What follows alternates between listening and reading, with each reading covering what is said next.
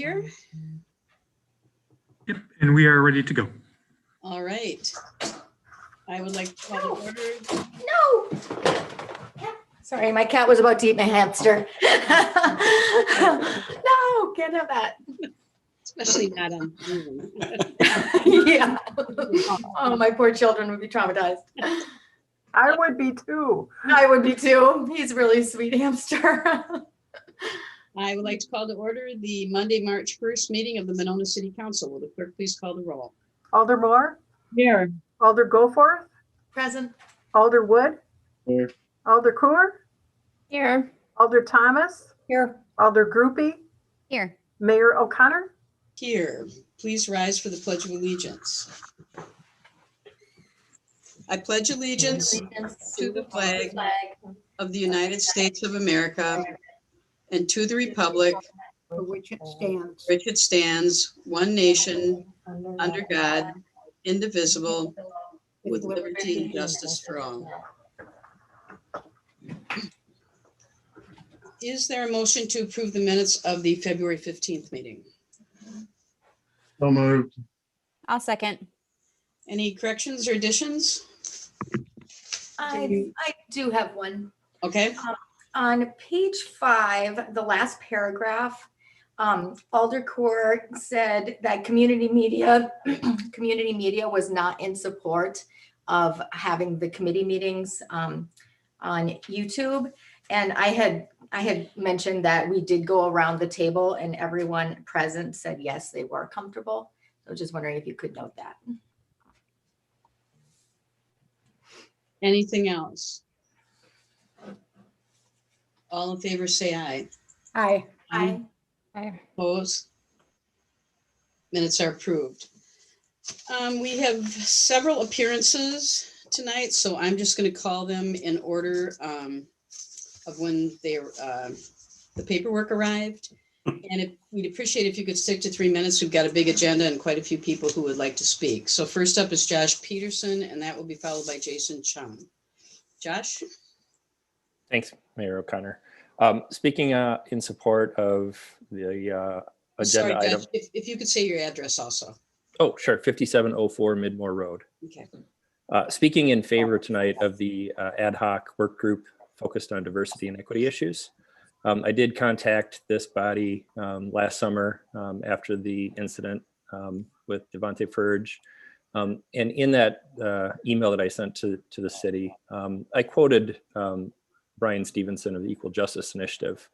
I just want to reiterate those sentiments again, because I think they resonate based on the action that the council will be voting on tonight.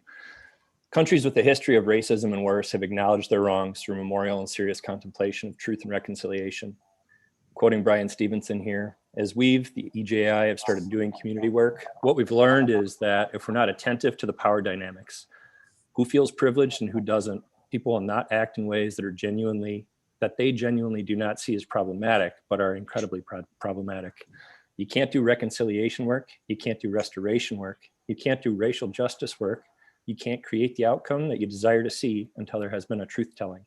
And truth telling has to happen when people who have been victimized, marginalized, and excluded and oppressed are given a platform to speak, and everyone else has to listen. I think that's what we're talking about here tonight. It's the start of something like that. And then I'm looking for this city, this community to stick to providing that platform to those who have been marginalized. So thank you, appreciate it. Thank you. Next is Jason Chung. I don't know if Jason's here. I don't see him in the waiting room yet. Okay, I will just come back to him then. Heidi Deuce, Yeah, would like to state your name and address? thanks, Mary, for pronouncing my last name correctly. Heidi Deuce, 4906 Schofield Street. And yeah, it wasn't so much of, I guess this is a statement because I know that the council can't respond. And I did comment that I did really like that there was a DEI committee. I'm a diversity, equity, and inclusion consultant. And so this topic is very near and dear and very, I'm very passionate about creating equitable workplaces, but then as I saw in the city, so I'm curious, and I'm with Josh in the fact that we do need a space for people to be able to speak. However, being that I'm seeing a majority of the council as white individuals, I am wondering, being that this is, I believe, headed up by Nancy and Doug, if I'm incorrect. They proposed it. It doesn't. Okay, got it.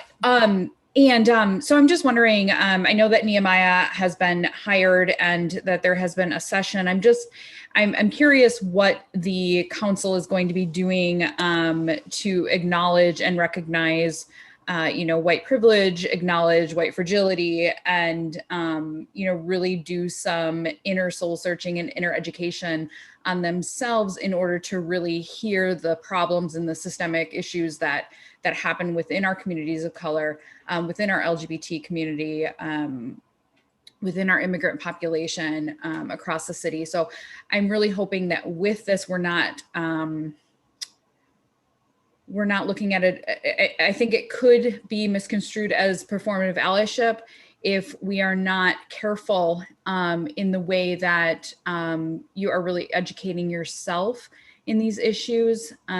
So I am curious, and I want to make sure that, as somebody that does this work day in and day out and has done self-awareness and really dug deep into my own work, I want to make sure that anyone on this committee is, one, not being tokenized as the person of color or the LGBT individual or differently abled, anything like that, but then also that the council is doing a lot of work themselves to educate themselves. And without knowing your background or education, I just wanted to state that for the record.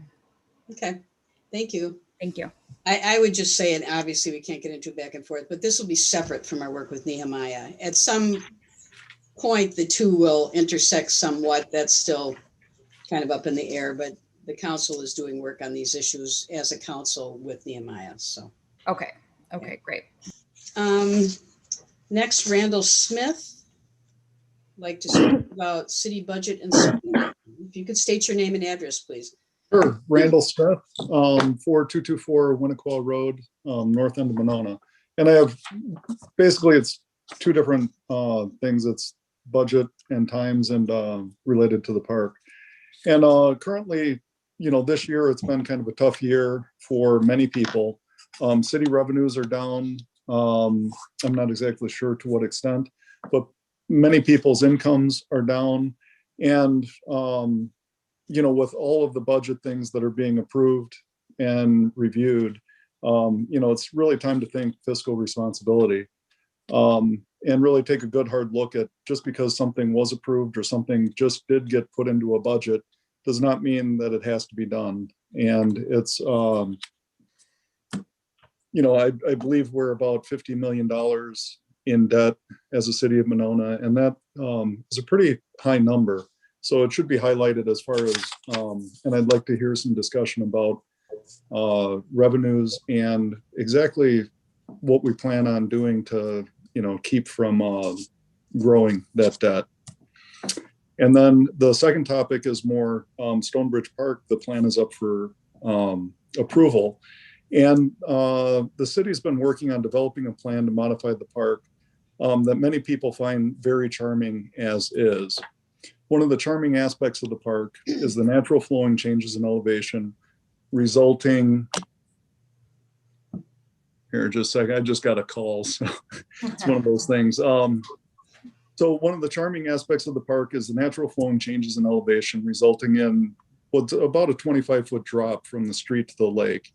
This was clearly expressed by multiple residents during the review meeting that, just the park's beautiful as it is. It's a wonderful place to go visit.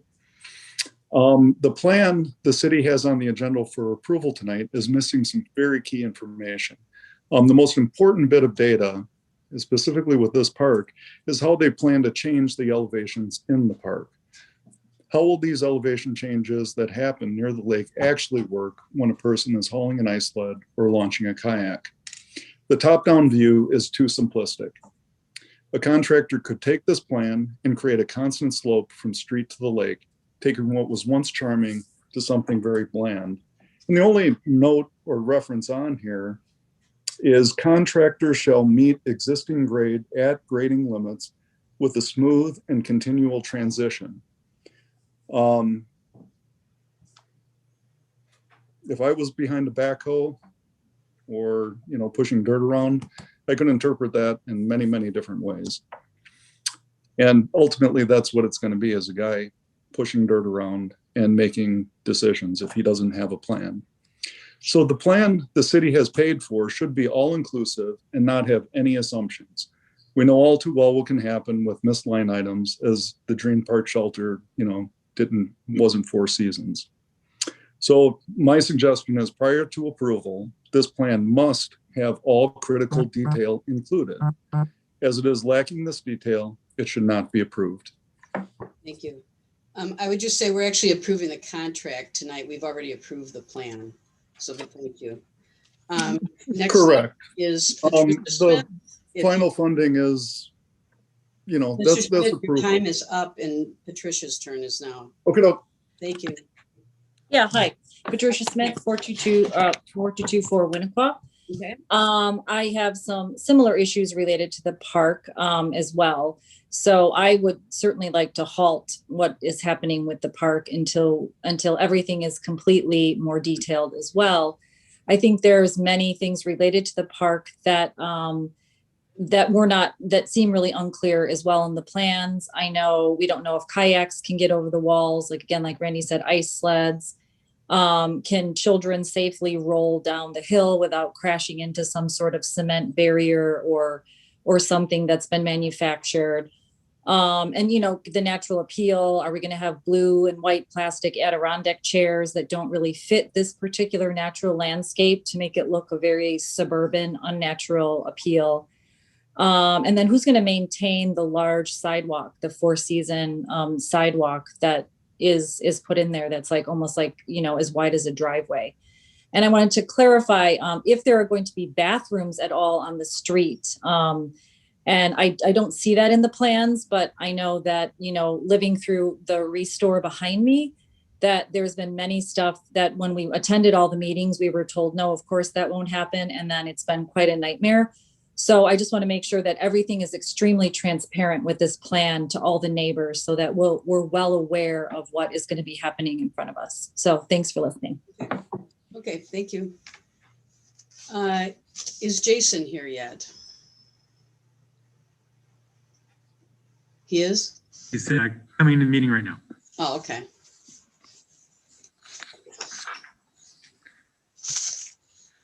Well, in the meantime, while he's coming in, why don't we go on next to Bob Wickham?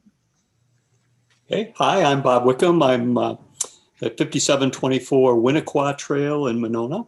I'm here on a completely different journey because I came to introduce myself and introduce all of you so that you would have a face with a group of people that have formed in Monona called Monona in Motion.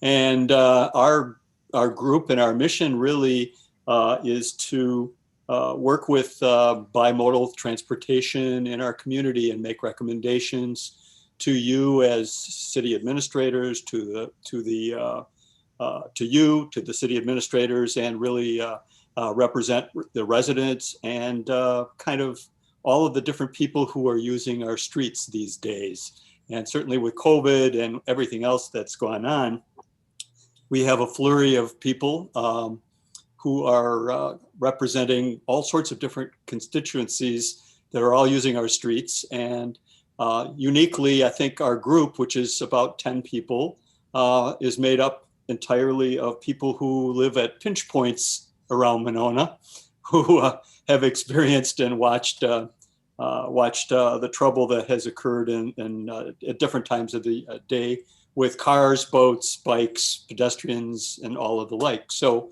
I'm not here to complain. We're here to offer help.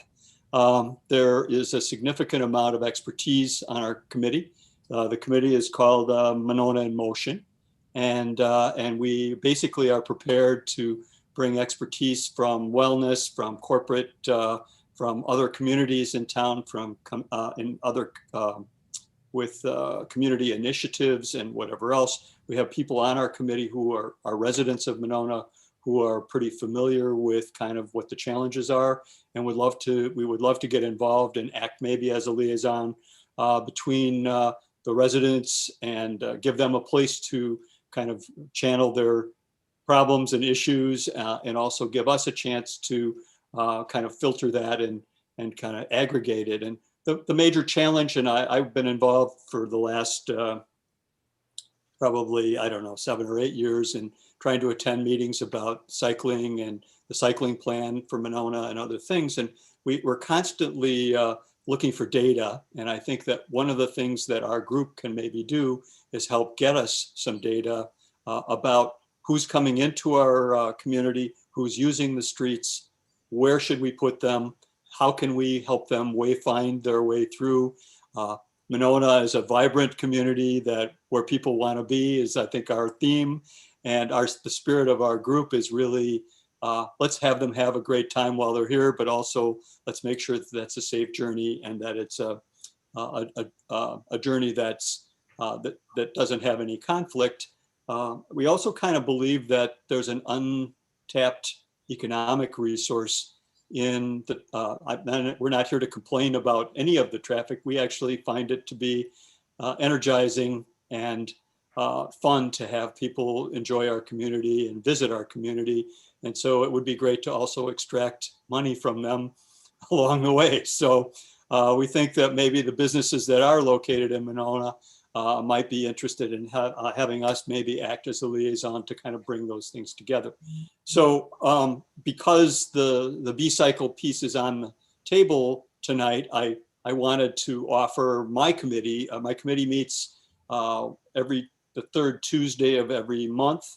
And as I mentioned before, has expertise in a whole bunch of different areas and a lot of contacts in our community and in the surrounding communities that are dealing with the same issues that Monona are dealing with. So I'm here to say, use us if you're comfortable. If somebody wants information about B-cycle and about ways that we maybe can get corporate sponsors, maybe that we can find other ways to spend those dollars, that's what we're here for. And we're happy to offer that to you. Okay, well, thank you. I appreciate that. And it sounds like Public Works is probably the committee you want to be working with the most. The B-cycle thing in particular is parks this time, but typically it's Public Works that focuses on those kind of issues. Gotcha. So thank you very much. Thank you. Jason.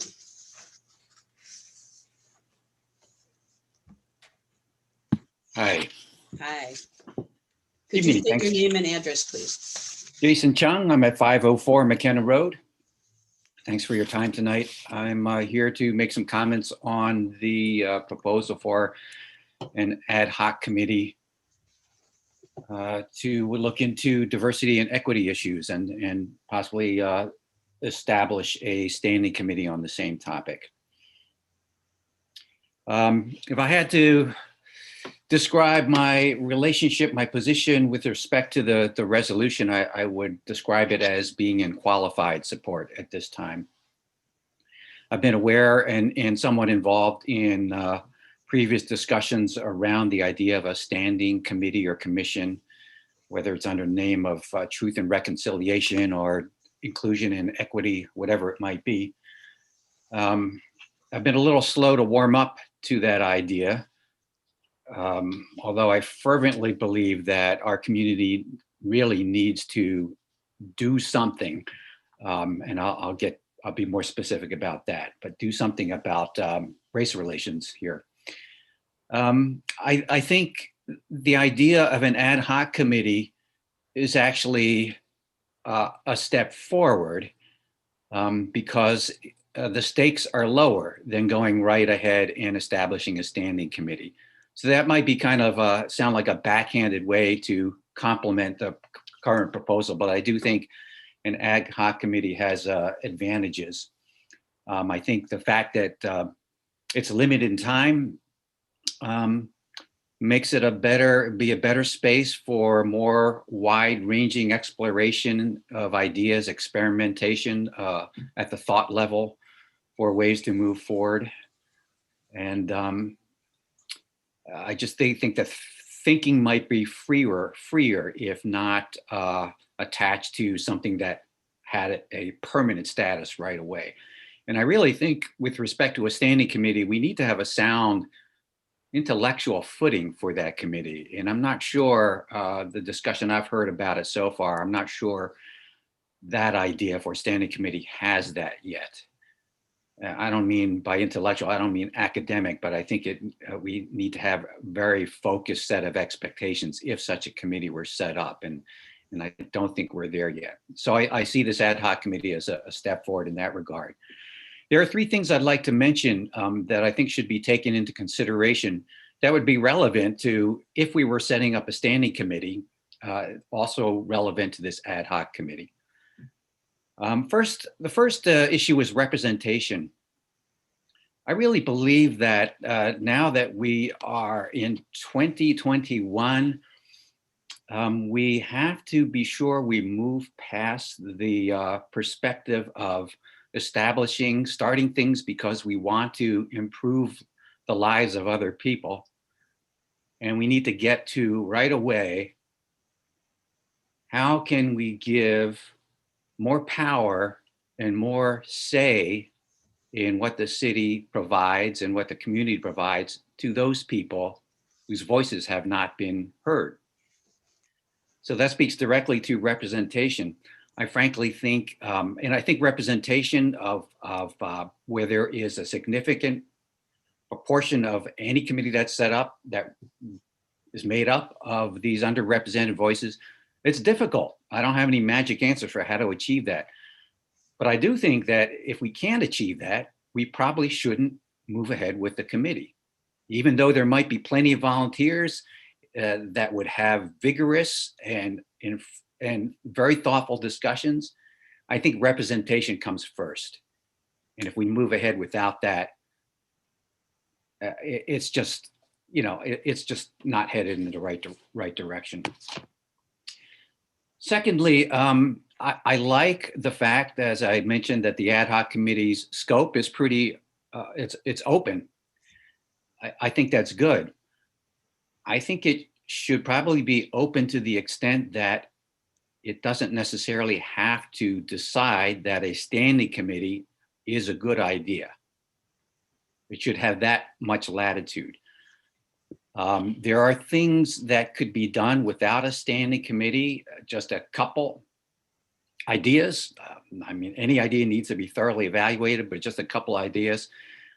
Each committee that we already have, there could be a strong affirmative push to get more representation of people of color and other underrepresented voices on the committees we already have. That's tough work, but we know that's important work, whether there's this other committee or not. That has to be where we're headed. Each department of the city, in conjunction with the committee that oversees it or advises it, could do some self-study and produce some kind of document that reflects this self-study into what services and what policies it oversees, how those services and policies are directly affecting communities, populations of color within our larger community, to make very conscious how the services we provide are reaching and affecting those underrepresented voices. Jason, I hate to cut you off, but I've told everyone 3 minutes, and could you finish it up in about a minute or so? You're I will. You're past I will, 6, Mary. so I'm Yeah, sorry Mary, to cut thanks. you off, but I want to be fair to everyone. I'll do that. So thank So you. there are things that can be done, whether another committee adds to that or not, that's an open question, but I think this ad hoc committee should be free to discuss that. And also to something that's not in the resolution, if there is going to be a standing committee, to really spell out the conditions under which that committee can succeed. Yep. So it doesn't drown.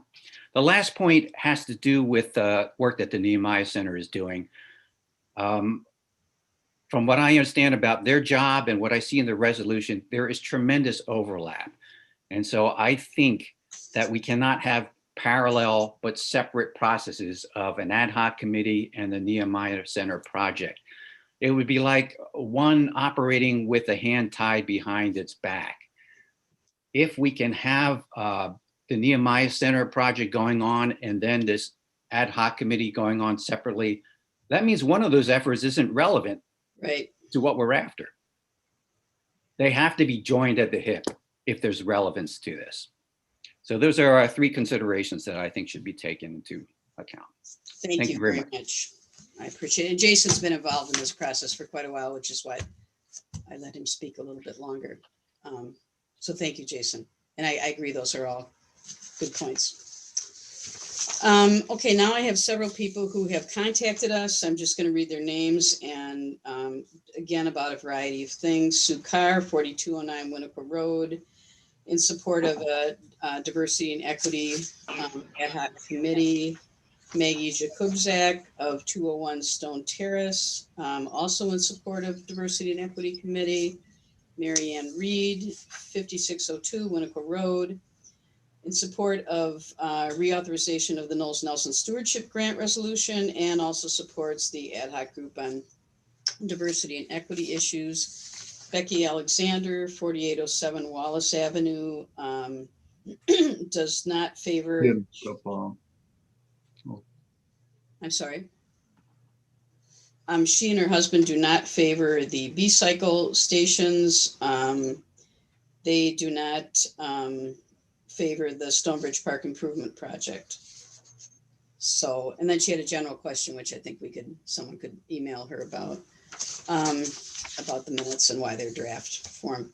And then Georgian Springen of 6211 Bridge Road is in favor of making city council meetings available on the YouTube channel, and they are already available on the YouTube channel and always have been. So as have the Plan Commission and Finance and Personnel. So we'll be discussing putting other committee meetings on the YouTube channel at some point. So I think that's everything. Does anybody else want to speak that we haven't heard from? Brian, have you received any more forms? Okay, well then I will declare the public appearance section closed. There is no public hearing. There is no consent agenda.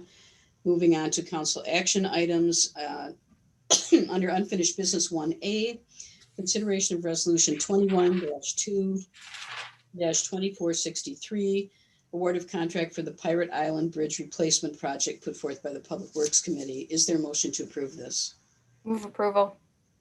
Second. Okay, Dan. Okay, there are no changes since the first reading, but a quick summary for you. RG Houston did provide the low bid for this project, $1,193,436.94. The bridge work is slated to begin this year. Requirements of the contract is to keep one lane open at all times. So the residents of Pirate Island will have access through the entire project. Once the contractor begins work, they have 90 days to complete it for the phase 1 portion, which is due by November 19th of this year. If they choose, they can complete the entire project this year by that date. If not, there's a phase 2 portion, which is completing the travel lane that they did not do in phase 1. That has to be done by April 29th of 2022.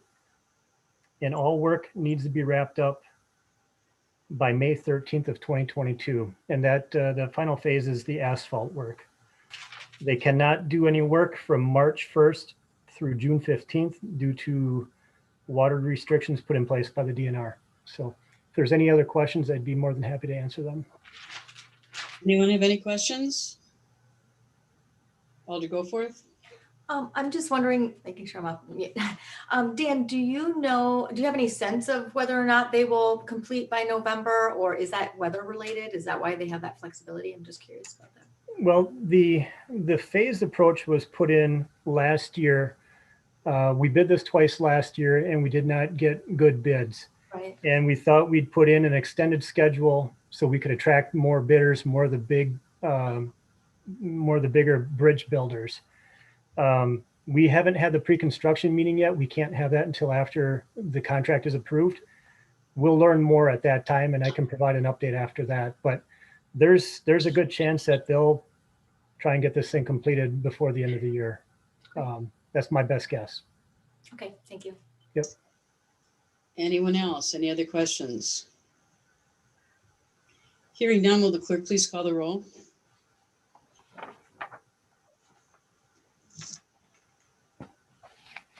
Alder Groupie,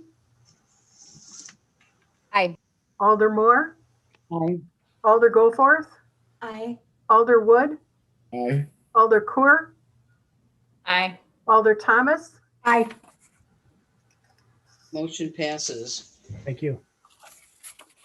Next, item 1B, consideration of resolution 21-2-2465, a resolution in support of the reauthorization of the Knowles Nelson Stewardship Grant put forth by the Park and Recreation Board. Is there a motion to approve this? Move approval. Second. Weren't we going to change the amount in the resolution? Jennifer, did you say it's It's 70 million. 70? This says 50. Yeah, that needs to be updated before we approve. So do you want to make a friendly amendment or friendly? I would like to make a friendly amendment. Okay. And who seconded that? I'll second. Okay. Any discussion? I'm sorry, I missed the second. Molly. Molly, Alder Groupie. Thank you. any discussion of this? Elder Kerr? Well, I just wanted to point out that with the governor's budget, we did see that the $70 million was the number that he put in the budget. But I also wanted to point out that he's tripled the amount of money available to local units of government from 6 million to 18 million, which is huge for local units of government. So I think that's a fantastic move. I'm hopeful that that makes it through joint finance, but again, it's up in the air. I just want to, reiterate that it's programs like these that allow local units of government like Monona to be able to afford purchase at Woodland Park, Lotta's Park, adding to Frost Woods Park. We're all owners of public lands, and there's some spectacular public lands in the state of Wisconsin, and this program has allowed us to have access to that. This is a matter of equity. Everyone has access to those lands, regardless of their income status. And that's true within Monona as well. We have access to water. I can't say the same for a lot of other communities who don't have the access that we have. And it's programs like these that go to improve our quality of life and also are a driver for our economic success. Bringing people in from out of town to use our facilities is huge. So I hope that you do support this. Anyone else? Okay, all in favor, say aye. Aye. Aye. Opposed? Motion passes. Thank you. Thank you. Thank you, Alder Coor and Director Anderson for bringing this to the table. Moving on to new business, item 2A, consideration of resolution 21-3-2469, approval of a 3-month police school resource officer agreement between the City of Monona, the Monona Grove School District, and the Village of Cottage Grove, put forth by the City Administrator and Public Safety Committee. And this is started for immediate action as they want it to start when the high school is back in session on the 15th of May. So is there a motion? Rules and That take order? the item out of order. Is there a second? I'll second. Okay, all in favor, say aye. Aye. Aye. Opposed? Nay. Is there a motion to approve? Move approval. Is there a second? Second. Okay, Brian, were you going to discuss this? Or? Yeah, sure. I'll just give a quick overview. So I put in a memo in your package, just kind of outlining the situation. So when our contract expired last year, we had been in conversation with the school district about a renegotiation of an extension, similar 2 to 3 year terms like we've been doing in the past. We had gotten word from the superintendent that the school board wasn't comfortable doing a long-term extension at this time. They instead wanted to do a much shorter duration extension, which has turned out to be just a 3-month extension to cover us from start of in-person school on March 15th until the end of this current school year, which would be June 30th.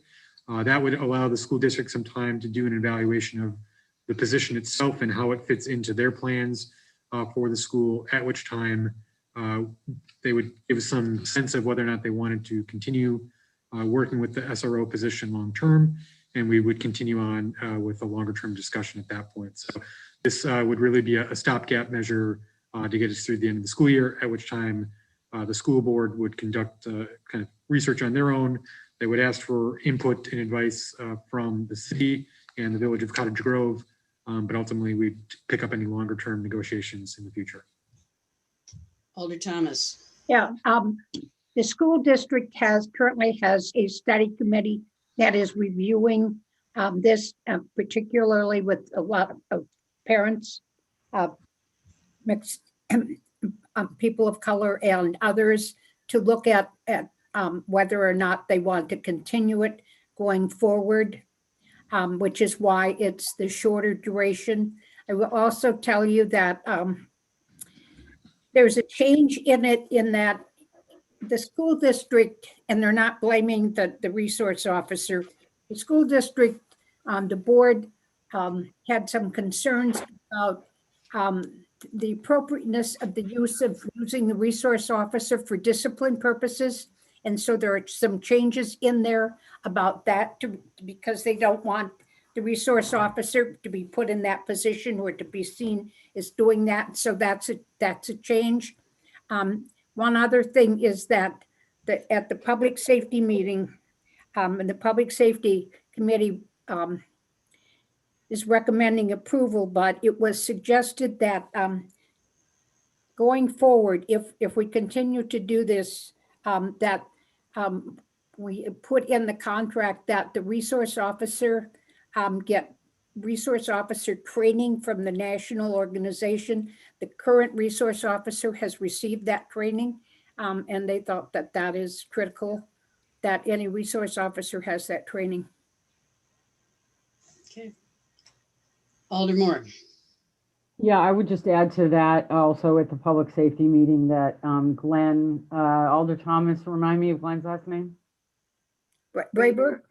Yeah, thank you. That Glenn, who works extensively in this arena, indicated that this represents, that this new MOU, among other things, because it would require other contracts moving forward, would require that SRO training, and also that it takes the disciplinary stuff out of it, if you will, represented best practices for SROs on a national level. So he was quite complimentary of the significant changes that had been made for this short-term MOU. Alder Wood, did you have something? Yeah, a couple things. First, I'm willing to go along with basically a 3-month extension of what we're prior practice. I'm not a huge fan of having police in the schools. I think it tends to lead to them being over. That being said, I have more question about the budgetary implications. If we approve this, we do it 3 months, and the schools decide they don't want to continue it in the fall, where does that leave us in terms of funding that police officer position? Well, what we've done all along is we currently have one position that I've asked Sarah to hold open until we find out what's going to happen with this, because as you know, up until this past year, the school district pays the police officer's salary during the school year, and then we cover a quarter of it during the summer. And we've basically been covering the whole thing because they haven't been in session since last March. So since we have 2 officers down in the police department, so they are in the process of hiring to fill one of those positions, but we're not filling the other one for now. And Luke will be back. It will be about 2.5 or 3 months of being down one in terms for the department, but then he'll be back in the summer as he usually is on patrol. And they say that, I think they're saying they're going to decide by the end of June, aren't they, Brian? If they even want That to is their continue hope, yeah. with the program. That is their hope, is that they have it word back to the municipalities by the end of June, as we will be in budget discussions by that point. Yeah, because I mean, we can't afford to keep paying the salary of an extra officer that we hadn't budgeted for, which is basically what happened to us this past year. So does that answer It does. Thank you. question? Okay. Anyone else? Alder Groupie, did you have something? I just want to say that I personally don't believe that police belong in schools. I'm especially uncomfortable with the idea of a police officer being in the middle school. And I think instead of using resources and monies to support these initiatives, no matter how short or long term, we should work harder on restructuring public schools, which are designed to be spaces to accommodate white students, to accommodate Black students more successfully. Anyone else? Alder, go forth. Yes, I was wondering if a school resource officer had been selected yet. Was that going to be Luke Wunsch again? Do you Yes, know? I think that's the plan. Okay. You know, I thought he did. I got to know him fairly well, and I think he does a great job there. I wanted to thank Alders Moore and Thomas for clarifying the language of discipline, because that did bring me some concern. So thanks for that update.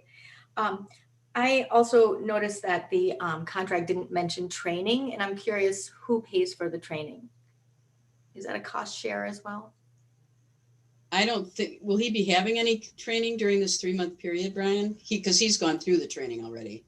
Yeah, during this 3-month period, no, but if we do a longer term extension, we would work out standard departmental training we would pay for. If it's something special that the school is requiring, I believe they would be responsible for that. But that will make that a point of emphasis to clarify that if we get to that point. Okay, thank you. Yeah. Alder Thomas. I do believe that I recall that the school district talked about if they were doing diversity training, that they were going to include the SRO in the diversity training. I do recall that. So if they have training that they're giving to staff about those kinds of things, they will include the SRO in that. Okay. Anyone else? Alder Moore. Yeah, I would just say that I certainly have struggled with this because I share Alder Groupie's concerns to some extent, but I also felt like in fairness to the school, since they are in the midst of investigating it and deciding what they want to do and struggling with their own decision as a school district, that approving the short-term contract, knowing that we both will have an opportunity once they are done with their fact-finding and we're done with our own in terms of the long-term implications, to come back and revisit it in 3 months. And I just kind of felt like abandoning it in midstream when they're still in the process of on their own analysis would not necessarily be prudent. But certainly something that I have my eyes wide open to past the 3-month point, and I'm glad that we have the opportunity to revisit it. Anyone else? Alder Coor. I will reiterate what my colleagues have said, that I'm comfortable with this because it's a short term and the school district is committed to review this. I too have concerns about the discipline piece, so I'm glad that that's addressed. And so I'm hopeful that once the school district has done their due diligence, that a decision is made that we can feel more comfortable with. Okay. Alder Thomas. Yeah, I do hope for those of you who have a level of discomfort that when they do the research, I know that they are involving people of color in the studies, how the students feel, whether they feel comfortable, because there's been really a lot of positive feedback about the SRO, both from students and from staff, that they think it's a real benefit. So I think that we need to look at whatever the study group finds, because I can assure you that the school district is as concerned as we are about whether this is a benefit to the students or not. Anyone else? Interim Chief Duman, did you have anything you wanted to add? Sorry. Covered it here. Okay. I have just one more question. Did you said no? Okay. Alder, go forth. I did notice that it said that the district has the right to remove an SRO. Has that ever happened, Sarah? No. Thanks. Anyone else? Okay, all in favor, say aye. Aye. Aye. Opposed? Nay. Thank you. Motion passes. Next, item B, consideration of resolution 21-3-2471, amending the capital budget for the installation of B-cycle stations at Grand Crossing and Schluter Parks. Forth by the Park and Recreation Board. This was originally started for immediate approval, but because B-cycle had a timing issue, but Jake has talked to them and they've agreed to change their schedule a little bit. So it is, we'll be bringing it back for a vote in 2 weeks. Jake, do you want to? Sure, I'll start. Thank you, Mayor and elected officials. I'm sorry, go Sorry, ahead. Mary. I noticed Eric B-cycle is here as well. Okay. So as the ad hoc committee for Riverfront Park made plans for what's now Grand Crossing Park, we looked at a space that would be suitable for a B-cycle station. In the 2020 capital budget, the Park Board recommended and was approved by this City Council funding for the installation of a B-cycle station. Those negotiations were with the intent that we'd be finding private investors to supplement what was an original quotation in 2018 from Madison B-cycle and what the annual operating cost would be. Through 2020, COVID came and went, or still here, and so those conversations with Madison B-cycle trailed off, as did potential private interest in supporting a single station at Grand Crossing Park. Over late fall, discussions picked up again with some potential private business partners from the commercial development that were willing to invest in the annual operations. And we received the proposal from Madison B-cycle at the February 9th Parks Board meeting. At that point, the Parks Board was interested, but wanted to see a better deal. And so looked for a negotiation with Madison B-cycle, came back with some pricing, multiple locations, including Grand Crossing and Schluter Park. Both those have identified goals within our park and open space plan, the sustainability plan, and the bike and pedestrian plan for improving bike access throughout Monona. So tonight we have Eric Elmer and Brian Conger from Madison B-cycle here.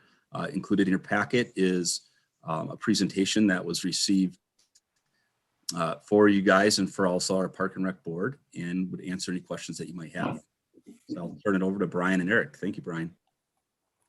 Thank you. And I can share my screen if folks would like. I can run through a couple slides if that would be helpful. Sure, Brian, can you?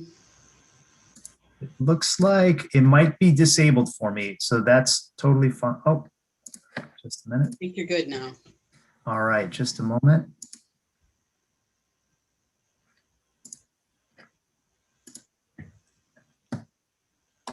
Okay, can people see that all right? Yes. Great. Well, thank you so much, Mayor, alders, staff, and citizens for the opportunity to come and talk to you tonight. Really excited to be in the position of where we are, considering bringing B-cycle to Monona. I'm Brian Conger. I'm the Director of Sales and Customer Service for B-cycle. I got my start in bike share launching the Madison B-cycle program just about 10 years ago in 2011. I'm also joined by my colleague Eric Elmer, who is the current operations manager for Madison B-cycle and has a lot of knowledge of our operations on the ground. I'm just going to walk you through some slides to tell you a little bit about Madison B-Cycle, its relationship with Trek, and specifically some of the success we've had over the last 10 years and how we are hoping to leverage that and bring that to Monona. So Trek is the owner of B-Cycle, and Trek, as a bicycle company based in Waterloo, Wisconsin, got its start in 1976, a family-owned business. And ultimately, Trek is in the business that it is because it believes that the bicycle is a simple solution to many of the world's most complex problems, whether it be health, whether it be obesity, whether it be congestion or the environment. The bicycle can serve as a great complement to all of our efforts to deal with those real realities that we face as communities. And that is really how B-Cycle got its start. B-Cycle, as a bike sharing company, was started by Trek in a joint venture partnership back in 2008. We launched our Madison B-Cycle program 2011. And since that time, B-Cycle has really developed across the country. In most markets, we actually supply the equipment and ongoing software to municipalities, to transit agencies, to nonprofits that purchase that equipment from us. But we do directly own and operate bike share in Madison, Wisconsin, which is our hometown, but then also a program in Fort Lauderdale, Florida, and we recently launched a program in Santa Barbara. So Madison is a bit unique to us in the way that we typically operate bike share relative to our other systems. And Madison, in its decade of ridership, has generated over 1 million rides. As I alluded, it's a public-private partnership between the City of Madison, Trek Bicycle, and then we also have a number of community sponsors and supporters that sponsor and pay to have bike share as an amenity on their campus. So the University of Wisconsin is an example of that, UW Health, as well as some private developers in Madison. They pay for ongoing operation of the programs on their campuses. We have over 300 e-bikes spread out across 45 plus stations. We fully converted our traditional pedal bike system in mid-2019 to a fully pedal assist system. And B-Cycle in Madison is really our flagship program. The reason why Trek and B-Cycle have really supported Madison B-Cycle as much as we have is because it's our hometown in terms of product testing, and some of the proposal that we've proposed for Monona benefits from that same aspect as well. Some of the fees that we would normally charge a traditional municipality have been waived because we are intending to use some of these sites for some of our ongoing product testing as well. So our current service area, you can see, as I alluded, we're at approaching 50 stations, really kind of spread out, and really excited about kind of the growth that we've seen over the course of since launching a decade. Perhaps most exciting, we just are so happy to see our system being ridden like no other years prior. In 2019, I said we converted the fleet over to electric bikes, and you can see our trips at 231,000. That was a record all-time high for us, nearly double what we normally would have in a given year prior to e-bikes. We did see trips in 2020 with COVID drop a little bit. We didn't have as much commuter traffic as people stayed and worked from home, but the style of trips that we saw really kind of changed. So even though our trips went down, overall miles ridden increased almost 1.5 times. That's because people were really, we believe, using B-Cycle, and at least from the survey data, using B-Cycle more as that recreational escape or for that mental well-being after they got done with the working from home on Zoom. So some of the trip stats that you can see from last year. A little bit about our members. So about 1/3 of our members that responded to our survey make less than $49,000 annually. We are actually in the process of setting up a new equity-based program to increase outreach to lower income and communities of color. So our executive director, Helen Bradley, is leading the charge on that and would be happy to share more. She just was unable to make the meeting tonight. And really, when we look at our ridership, it is really dispersed across all ages, which is really exciting to see as well. That's one of the benefits of having a pedal assist bike, is that it can really create that open access for people of all ages to get out in, whether it's for transit or whether that is for recreation. And we did see people turning to B-Cycle with COVID just as a way to get outside. This is probably one of my favorite slides from this presentation. You can see this map shows kind of the GPS data that we collect from rider trip data from our mobile app. In 2019, you can see it's really concentrated in the downtown. Certainly you can see people extending and riding the faint lines along the lake loop. But in 2020, I think you can really see the story of our map, where people are really getting outside of Madison, and Monona is actually the top destination outside of Madison for people to ride. So 34% of our survey respondents said that they rode a B-Cycle to or from Monona in 2020. And what's even, I think, more compelling is just the stories we hear from riders too, just how they've turned to B-Cycle and the great cycling infrastructure that Monona has to keep their mental wellness going throughout COVID. So you can read that quote from one of our users from this year's survey. So switching gears to why Monona, I think the map already showed that our riders already are coming to your community. And it's my suspicion that a lot of your residents would, we have done an analysis of area code usage, and there is a contingent of Monona residents that have used the program. But I think really what would make the program even more well utilized by residents is having that ease and convenience of stations in their community. So really, we see the value of this partnership is connecting Monona to Madison's existing bike share system. Madison already has 50 stations spread around the community. These are all destinations and origins for people to connect to and connect from in relationship to the 2 stations that we're proposing to put in Monona. As I alluded, it's really become a socially distant transit and recreational amenity for people to get out during COVID. In non-COVID times, it's really can be a great commuting option, as well as just for an amenity for people who are visiting or working in the Monona area. Really serves as a great service to provide your residents and community. And that can also be helpful in attracting businesses and events, whether it's promoting wellness on the water, the concerts and the family events. Once we start having in-person events again, B-Cycle can be a great way to bring people to those. But, you know, even speaking more broadly, we are facing an environmental crisis, and you know, this is really one effort and one small step that we can take to really help people reduce their energy dependence by offering a pedal assist e-bike as a safe and convenient and carbon-free way of getting around on bikes. So we have at least 2 proposed stations that we've been working with local partners to identify, Grand Crossing Park and Schluter Beach Park. This proposal was submitted, and this is the one that was referenced by Jacob. We are proposing a bit of a cost sharing on this system. So at least there would be a proposal for a capital cost of about $22,500 from the city of Monona. What's not included on this sheet is actually what B-Cycle and Madison B-Cycle is contributing. If we were to take this proposal and sell this to any other community, they would, in addition to paying the full price for the docks, they would also have to buy the bikes. We're actually donating the bikes in kind as a part of our existing fleet. So for this size station and bikes associated, this would be normally a capital cost of about $75,000 if we were going to go and set this up in some other community. So yes, we are asking for a capital contribution, but relative to the system and the value you're getting, it is, we feel, a reasonable offer. And that's one of the benefits that you can have by leveraging your connection to the larger Madison system. And then there's also a proposed annual sponsorship. This again is what I would call a modest fee for the sponsorship of a bike share program.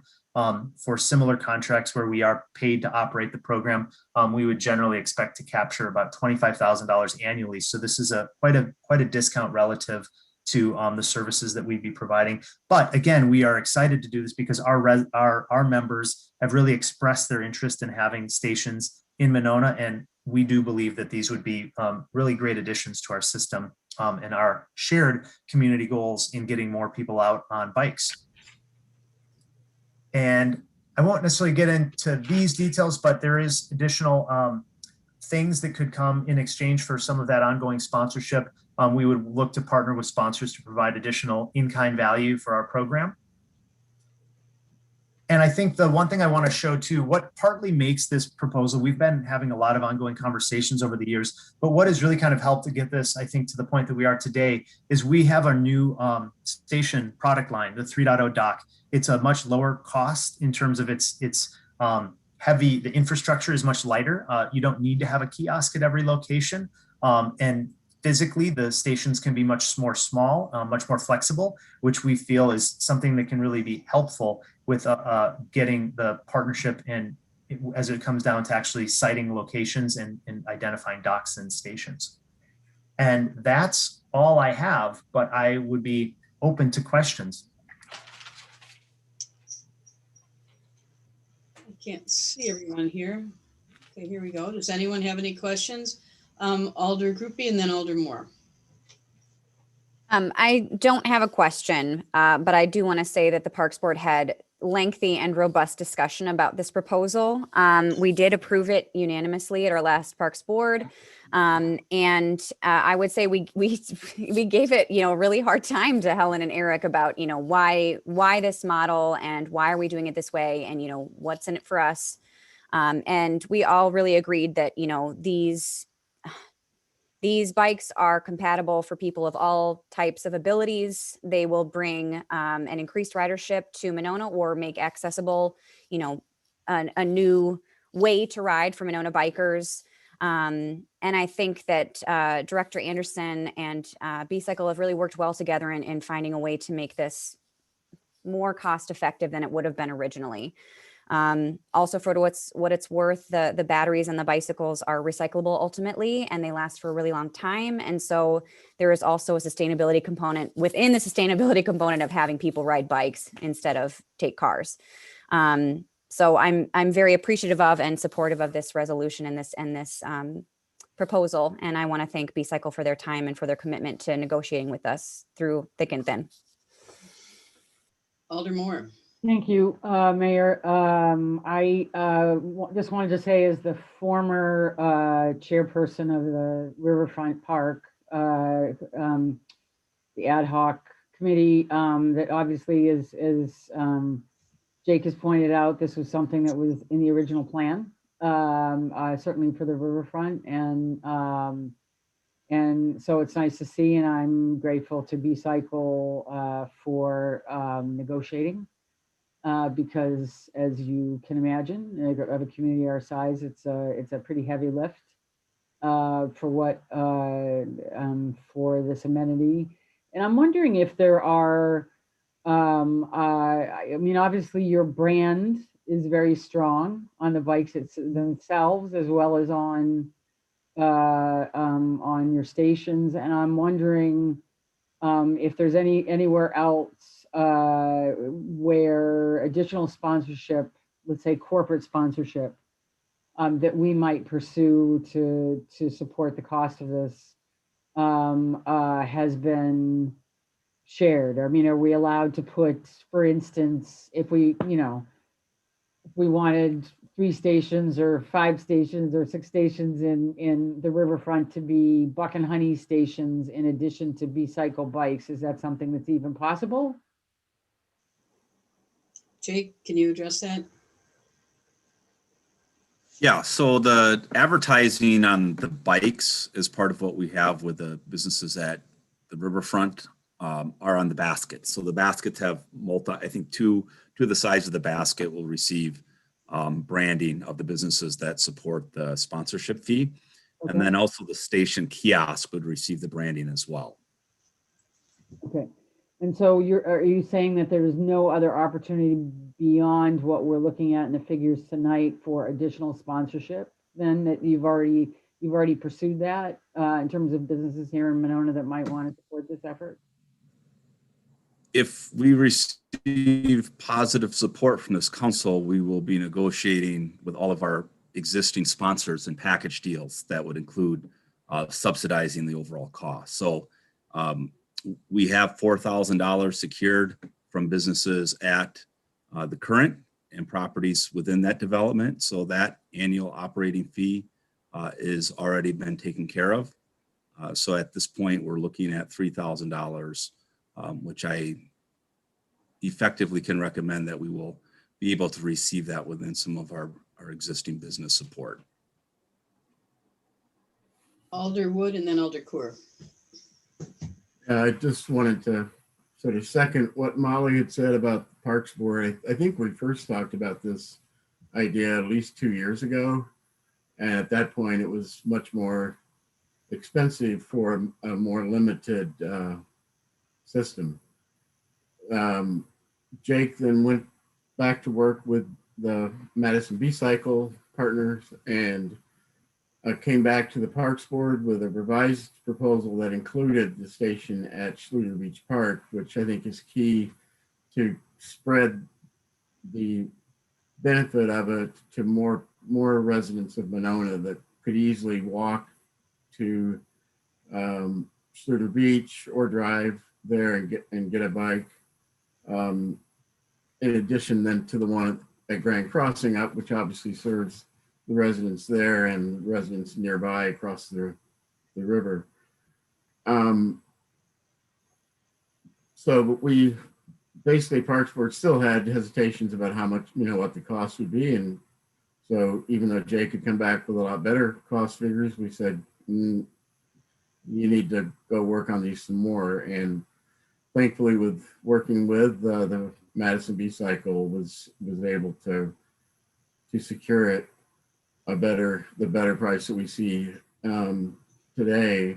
And I can just say from my personal experience, biking a lot in the last year, especially seeing just a great increase in the number of B-Cycle, rather, not the record store on State Street, B-Cycles out there. And it makes sense that the rides may have gone down, but the miles went up because these were a lot of obviously recreational riders, and many of whom my impression was probably weren't real frequent bike riders, but the electric pedal assist bike really does open it up to a much broader segment of the community to bike. Alder Coor.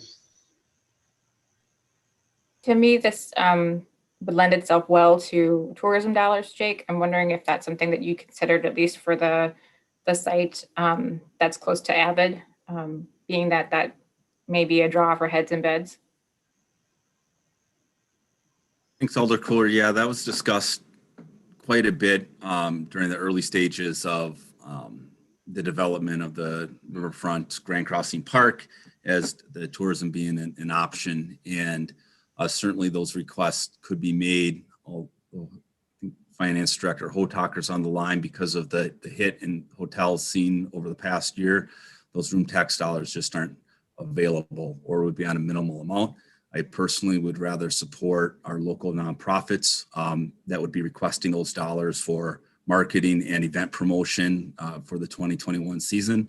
I think given that we did have money budgeted in the capital in 2020, we saw some savings in multiple park projects in 2020 that are in capital reserves, that this would be a wise choice to utilize those funds.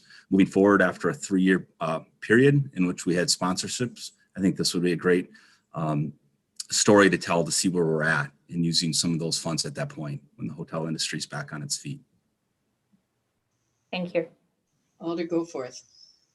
Yeah, I love the B-Cycle program. I've always been a big advocate of it. It is really fun, and you can pretend to be a tourist in your own city.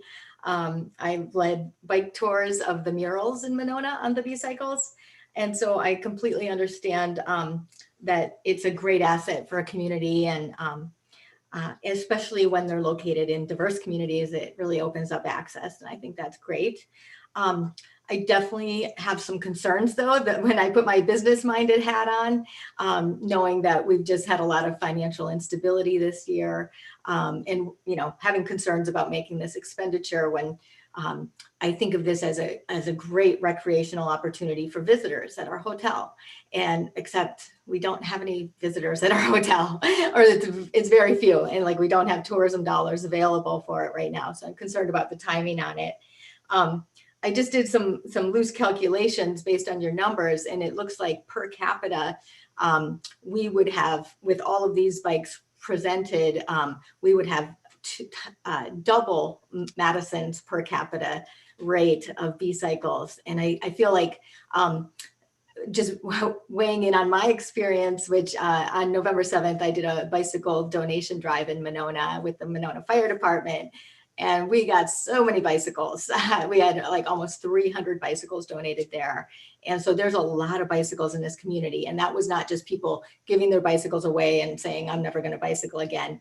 They had bicycles and they had the means to buy new bicycles for their children. And so it was just the generosity of Monona residents giving their bicycles to Free Bikes for Kids. But I guess I would like to see a little more data. I would like to see really who all are the users. What is the demographic? I think you said it's mostly recreational. And maybe how many are visitors that stay in hotels. I would love to see that, maybe versus commuters. Let's see, I think, yeah, I guess I feel like the city should not be sponsoring this. I feel like it should be sponsored by businesses, but boy, I know they are all strapped with advertising dollars. I am curious if the commitments for the $4,000 are verbal commitments or are those signed contracts? Because I want to make sure the businesses are aware. So I've sold advertising to businesses for probably 15 years. And I just want to make sure the businesses are aware that those bicycles, they don't stay in that location with their advertising. So those bicycles could end up on the west side of Madison with the Buck and Honey's logo, or, and so I just want to make sure they're aware of that as well. Do you know that, Director Anderson? Yes, they're well aware. That's kind of the point, is that these bikes go throughout the city. That's great advertising across the region. So we will have written contracts with those businesses once we get confirmation that this is approved by council. And they would have station branding as well for the advertisers. So we're looking at 4 station sponsors at Grand Crossing and probably 3 station sponsors at Schluter Park. Okay, and then I just have one last question. I know when we had the Stonebridge conversation, I had commented that I felt like the Parks Board wasn't really made aware of the full financial implications of the spending. And so I'm just curious if the Parks Board was made aware that we've had about $1 million in property tax delinquency this year. Just once again, kind of contributing to our financial instability. Just curious, so if there was a larger financial conversation at the Parks Board meeting about our state of affairs. I guess, Mr. Hotaker, could you address that? Or Brian, $1 million in tax delinquency this year? Yeah, so we get a report from the county that says what's delinquent as of January 31st. It's basically what was 1.5. But anything we collect after February, businesses have 5 days, or people have 5 days to pay past January 31st. So technically, you have until February 5th to pay your taxes. It's not considered late by state law. So we collect it. We send everything we have over to the county on February 2nd by 11 o'clock. So that's when they do their delinquency. It came out to be $1.5 million. But anything we collect from 11 o'clock on February 2nd through the end of the week, February 5th, we have to send those down to the county. We just take and put them in a big envelope, we send them down to the county, and they process those. And those are considered delinquent in our analysis we get, even though they're on time. So it is a little misleading on that. We also have one of our largest taxpayers has not paid their bill yet, which is about 400,000 together. So they're going to pay. So it's about 600,000 if you take that one taxpayer out. And that's pretty average to what it was in the prior years. So this isn't anything unusual? Well, it's unusual. The one's taxpayer hasn't paid yet. That's probably the unusual thing. But otherwise, it's pretty typical. Okay. Thank you. And obviously, this is a capital budget item, not an operating. But Alder Wood, did you have your hand up, or anyone else have anything else to say? Okay, this is, like I said, it's on for first read, so we'll be bringing it back in 2 weeks. I maybe would, yeah, thank you. I would say, Bob Wickham was here, and maybe this could be something we kick over to their committee or to our bike ped ad hoc committee. I know that group doesn't meet regularly, but for further study or some more assessment to see. I don't think we typically send things to committees that aren't official city committees, but they're certainly welcome to come back to the next meeting and talk about this if they'd like to.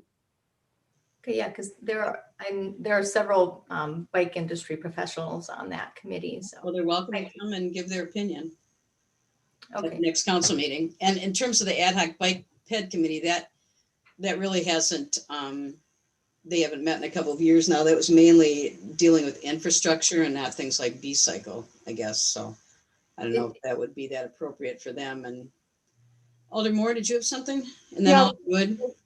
I was just going to say that I thought I heard Bob say that they were game to help the city with things like sponsorship. So I think it would, aside from making an appearance next time, I think it would probably be in our best interest to reach out to see if Bob and that committee, he's could be of any assistance to further offset what the expense would be of this particular option, since we obviously are in favor of the option. We're just nervous about the dollars. Yeah, Alder Wood. And just with regard to the ad hoc ped bike committee, that is no longer, I mean, that had a single purpose to develop the improvement plan that we did. And so that committee really doesn't exist anymore. Alder Thomas, did you have something? Well, I'm trying to figure out what the question is that needs to be referred to a committee. I was just wondering, number one, what would be a committee that we would refer to, and just getting more information, collecting more data. Like, would Monona residents use these bicycles? Why do we actually need them? Are we comfortable really with this expenditure at this time? Alder Groupie. I think I would offer that this, and I said opens up access to Monona bikers of different ages and abilities, but it's also for continuation of Lake Loop riding or city riding from Madison residents. So you have a time limit on a bike, you have to stop at a station and trade it in for a different bike. And so it's not just for us, it's for people coming out of town into town to use. So it's not just Monona residents who may or may not have, the wealth and ability to have and, own their own bikes or have bikes for their children, but it's for the greater community to be able to continue their rides in a more significant and connected way around the lake and around Dane County, which I think is a valuable point to keep in mind as well. Alder Goforth. Yeah, that is. But I would say, we've talked extensively too about the Monona Lake Loop and the safety, bike and ped safety issues on the Lake Loop. So, I do also have concerns about introducing more volume of B-cyclists, which are typically inexperienced cyclists. A lot of times there are people that are unfamiliar with the community or the area, and introducing them to our streets when our streets are a little bit precarious in situations. We've definitely had a lot of accidents that have happened on the Lake Loop. Alder Thomas. Just a couple of comments, and this is not data driven, it's anecdotal information. But when you talked about the demographics of the people who do the bike ped, we need to think about where it is at Grand Crossing and the proximity to Madison, which is across Bridge Road, and the housing and all of the people, not just in Monona, but all the people that it could service there. The other piece is, it's interesting when you live next door to a beach access, because I see lots of families whose children have come to visit them for the weekend or for the week, with the children and the grandchildren who take access, my son says he'd like to have a bike. Many of these people would like to have a bike to ride around the lake. So I think there's a lot of people, when you consider the number of senior citizens that we have who have children who come to this city, who stay at hotels frequently, who would really take advantage of the bikes, let alone the seniors who would like pedal assisted bikes. So I think that I think it's pretty clear that there would be demand for it, I think, in this community. And I think that when we looked at that, I don't think that the park board would be doing it if they didn't think that there were people who were interested in doing it. Alder Goforth. Yeah, I agree. They're really fun. I love riding the e-bikes because you feel like you're flying compared to my cyclocross bike. But I guess number one, children, the bikes aren't suitable for children. I think there's even an age limit possibly, or a recommendation. Is it 16 and up maybe, or? Right now, you would need, if you have an adult sign the waiver for you, you can be younger, but to sign the waiver, we do require somebody to be of 18 of age. They should have said adult children. Yeah, okay, thank you. And then I'm just more concerned about, the timing of this, the financial implications. It seems like, I know pretty much every business and household I know has kind of tightened their belt financially. And I look at the items that we've got on our agenda tonight and how much we're spending. And this is one where I feel like we could possibly delay this for a year till we're out of the pandemic and we see kind of what the implications are of this year on our budget. So for me, it's more it's definitely financial driven. I love this program. I plugged the B-Cycle on that radio show and about diversity in bicycling. I think it's a great program. For me, it's difficult in this fiscal environment, I guess. Mr. Conger, did you want to say something? I was trying to hold my tongue on it, but I might as well. I would almost say a program like this, and obviously I'm looking at it through my lens, but I think at times of economic need is actually when a program like this can bring the most benefit for a community, because one, people are looking for something that they can do that's healthy, that they can feel safe doing, that's in the community, that people are staying home. This is a great access point that if you've never been on an e-bike, that experience that you said of flying is now something that anybody in your community can experience, simply walking to Schluter Park, paying $5 to get on a bike and having that experience. And this is a time when we've just seen globally, just people going to biking. There's a bike boom going on, which also makes buying bikes difficult. If you go to any of our stores, you're going to be on a significant wait to be getting bikes just because of the demand right now. So that's kind of one other benefit of bike share, is that even if you have the means to buy a bike in the market right now, you actually can't necessarily get a bike in a lot of cases. So I would just kind of recognize you guys have limited resources, but so do many of your citizens at a time like this. And this would be a very low cost thing. For $120 for the year, they can get unlimited access to an e-bike. They could go ride the Lake Loop every day and change their whole perspective. But I've said my piece. Sorry, I'll let you guys continue deliberating on it. But thank you. Alder Goforth. Yeah, those are all true points. I wonder if we can maybe just work a little harder to find more city sponsor or private sponsorships. So maybe WPS, they're in the health and wellness field, and try to get all of these costs covered by businesses. I think that I would be in full support, 100% right now, if we could do that. I just feel coming out of our pocketbook is a little bit tight right now. Okay, does anyone else have anything to say? All right, we will come back to this next week or in 2 weeks. Next item, consideration of resolution 21-3-2466, award of contract for the Stonebridge Park Improvement Project put forth by the Public Works Committee. Dan, were you going to start with this? Yep. Okay. Thank you, Mayor. This is a joint project between the Public Works Department and the Parks Department. We received bids on February 18th from 3 contractors. Joe Daniels Construction provided the low bid, $731,543.75. There was a bid alternate that was submitted as well for community center work. That amount was $22,845. I believe the Parks Director is waiting on that for the RFP of the pagoda to come in. So by the March 15th meeting, I believe Jake will let you know if he wants approval for that as well. We have a combined capital budget allocation of $864,000 for this project. Like I said, the base bid was $731,543. Of that, the parks allocation comes out to about $306,473. And the stormwater portion comes out to $425,070. Of that, we are already awarded up to $356,000 in grant funding for the stormwater portion of that. The amount that we get back will be dependent on the final cost of the project. This bid will go to the March 3rd Public Works Committee meeting for their recommended approval, and it will come back to the City Council for the March 15th meeting.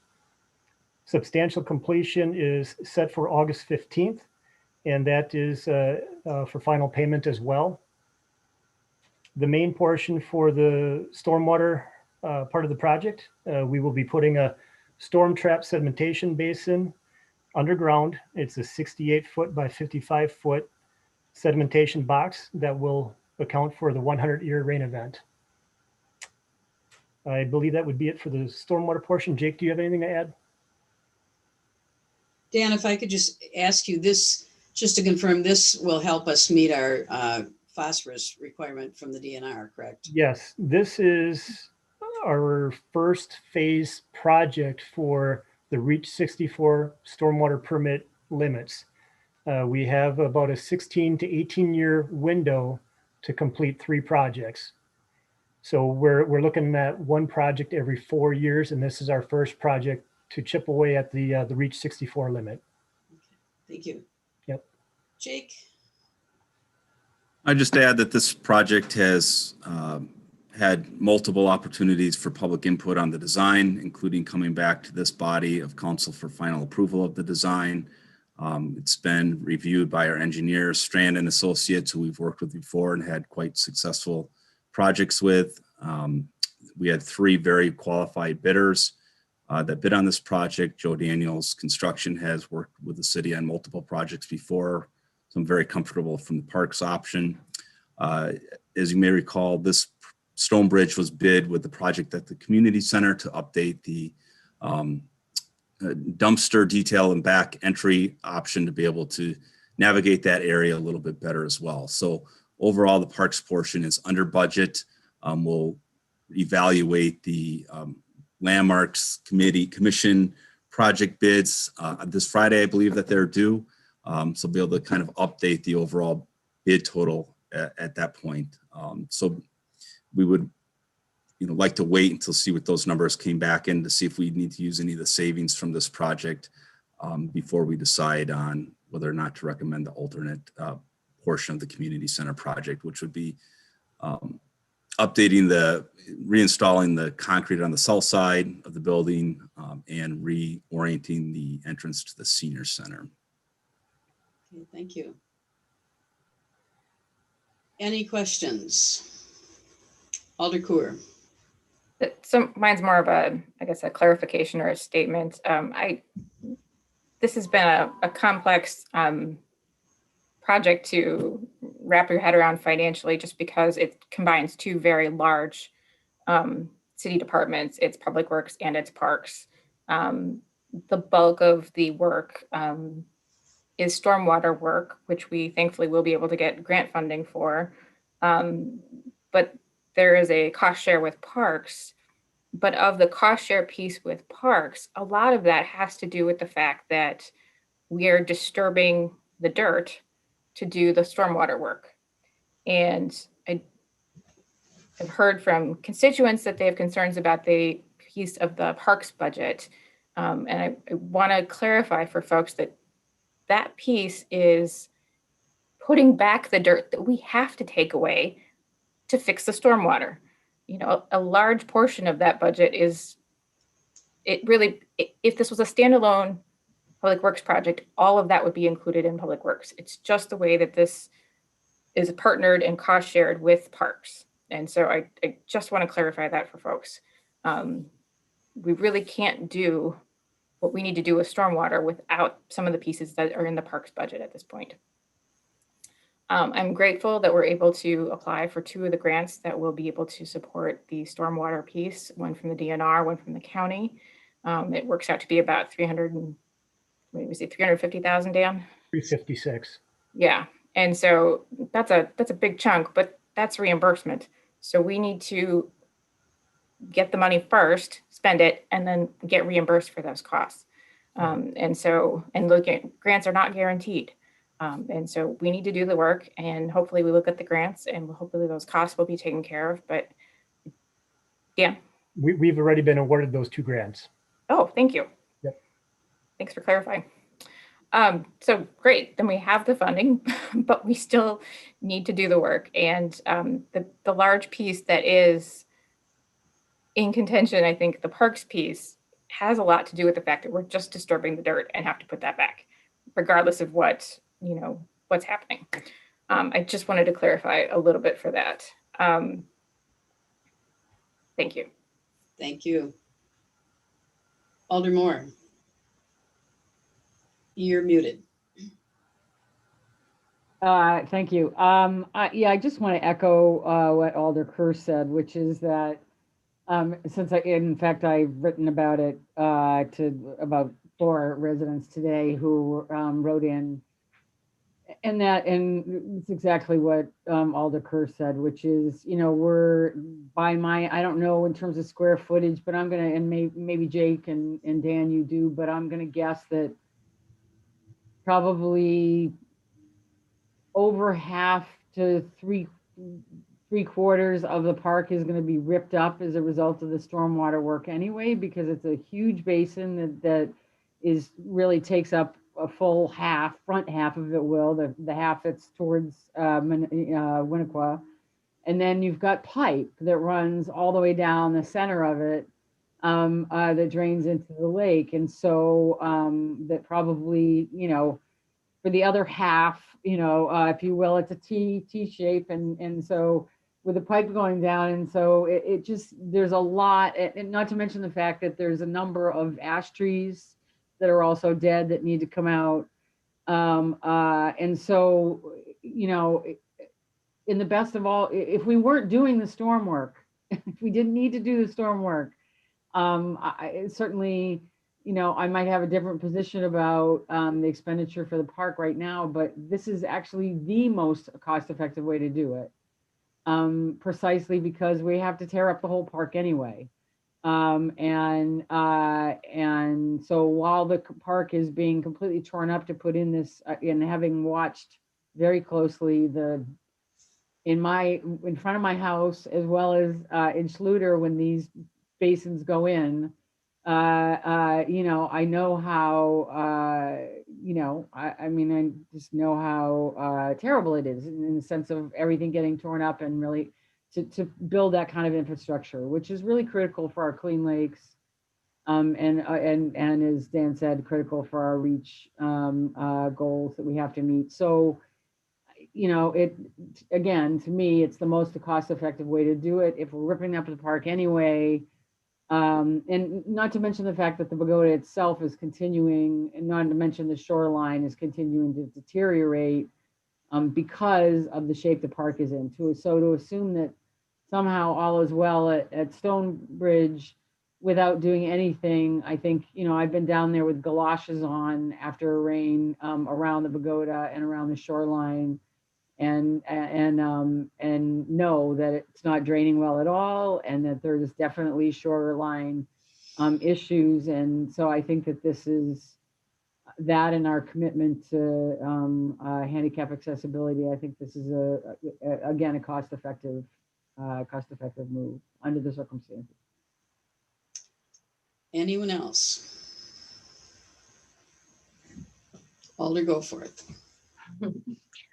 Yeah, I 100% support the stormwater work. It's essential. It's very important. And I wish I could support this measure. I wish I could support just that part of the measure. I feel like, once again, it's a timing issue. And I just feel it's not, maybe it's different because I've been a business owner and I run small nonprofits that struggle to fundraise, and I have a different relationship with money. But I feel like we should just pause the park redesign piece at this point. I also think about the public input session, and the majority of people that spoke asked for less is more. And then we got all these hardscapes that are really challenging for us to deal with there, because it's just such a lovely space as it is. And I do agree the pagoda is in very rough shape. So that needs to be done. And I think we could have taken a much more incremental approach on this. So But unfortunately, I won't be able to support this as lumped together, even though I'm 100% supportive of the stormwater work that absolutely needs to be done. Anyone else?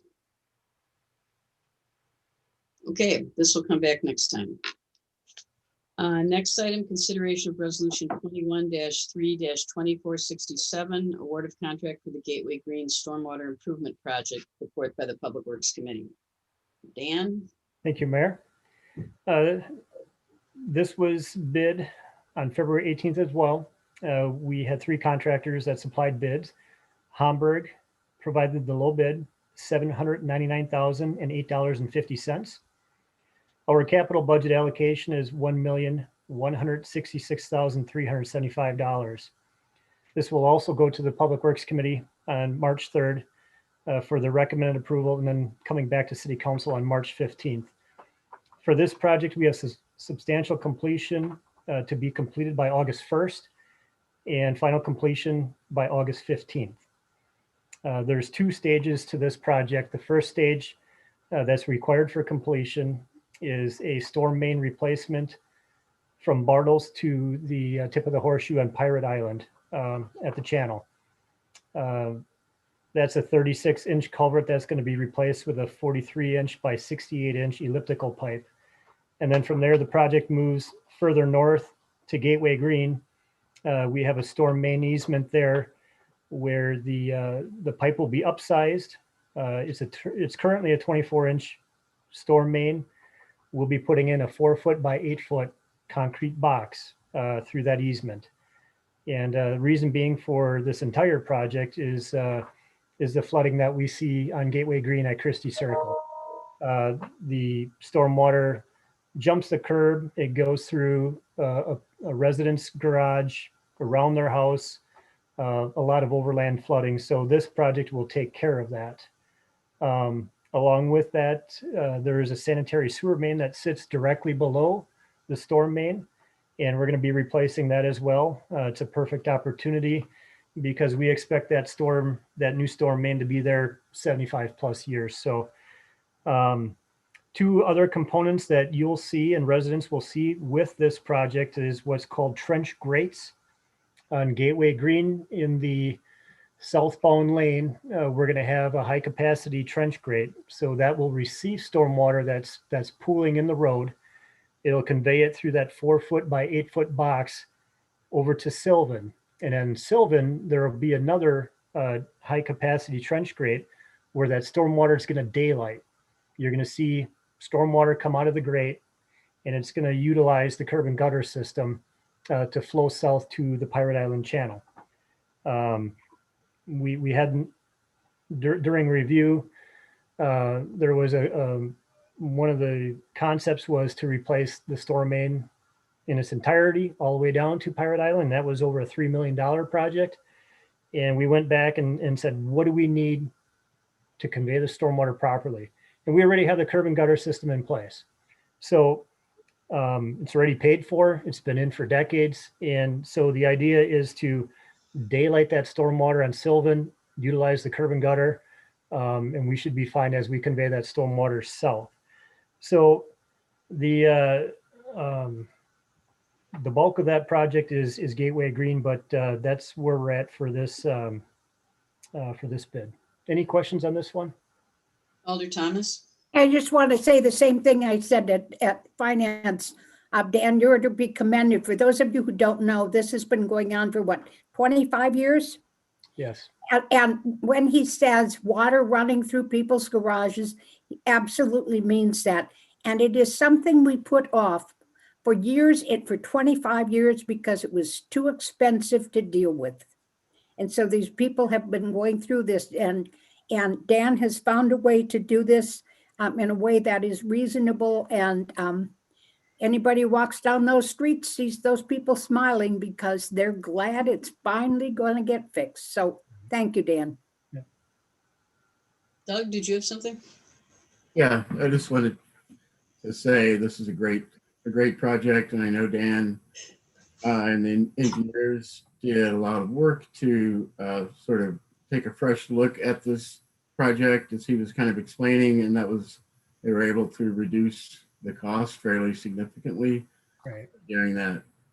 And then sort of a broader point, the debt allows us to invest in our community and to reinvest in the community and for long-term projects that we could not afford to do if we had, we couldn't do any of these things if we put them in an operating budget. We have a AA+ bond rating. So the people who make their livelihood on marketing and selling and buying of bonds have given us the highest bond rating possible for a community of our size. And we've had discussions with our financial director or financial advisor, Jeff Belangio, before about, well, what could we do to get to AAA? And like, no, we can't, because we're just not big enough. The bond rating companies would never raise us to that level. But so I'm completely in favor of this project, as well as the others that we've talked about and will be talking about, to reinvest in the community. Anyone else? Alder Goforth. Yeah, I wanted to commend Dan as well and his crew. Really an essential project. I know I've talked with residents down there that have struggled with flooding constantly, and I really have felt for them. So I'm really glad to see this being remedied. Thanks for your work on this, Dan. Anyone else? Okay, this will be back next time too. Next item, E, consideration of resolution 21-3-2468, award of contract for the water tower painting project put forth by the Public Works Committee. Dan. Thank you, Mayor. This one was also opened on February 18th. February 18th was a very busy day for us. We had 9 bidders submit bids for this work. V&T Painting provided the low bid, $68,500. We also have a $5,000 bid alternate 1, which I'm seeking approval on. And there is a bid alternate number 2 for painting the Monona lettering on the water tower. The Public Works Committee will look at this on March 3rd as well, and we'll come out of that committee with a recommendation for approval, but we'll also look at the bid alternate 2 and see what comes out of committee.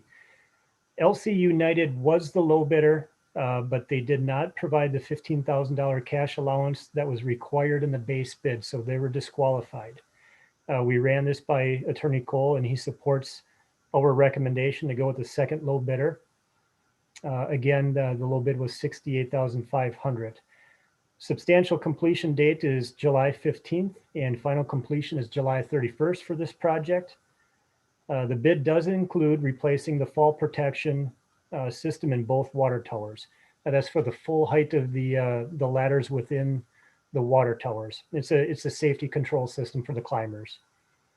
The repaint will include a 2-tone exterior color scheme, basically similar to the large blue tower that you see today.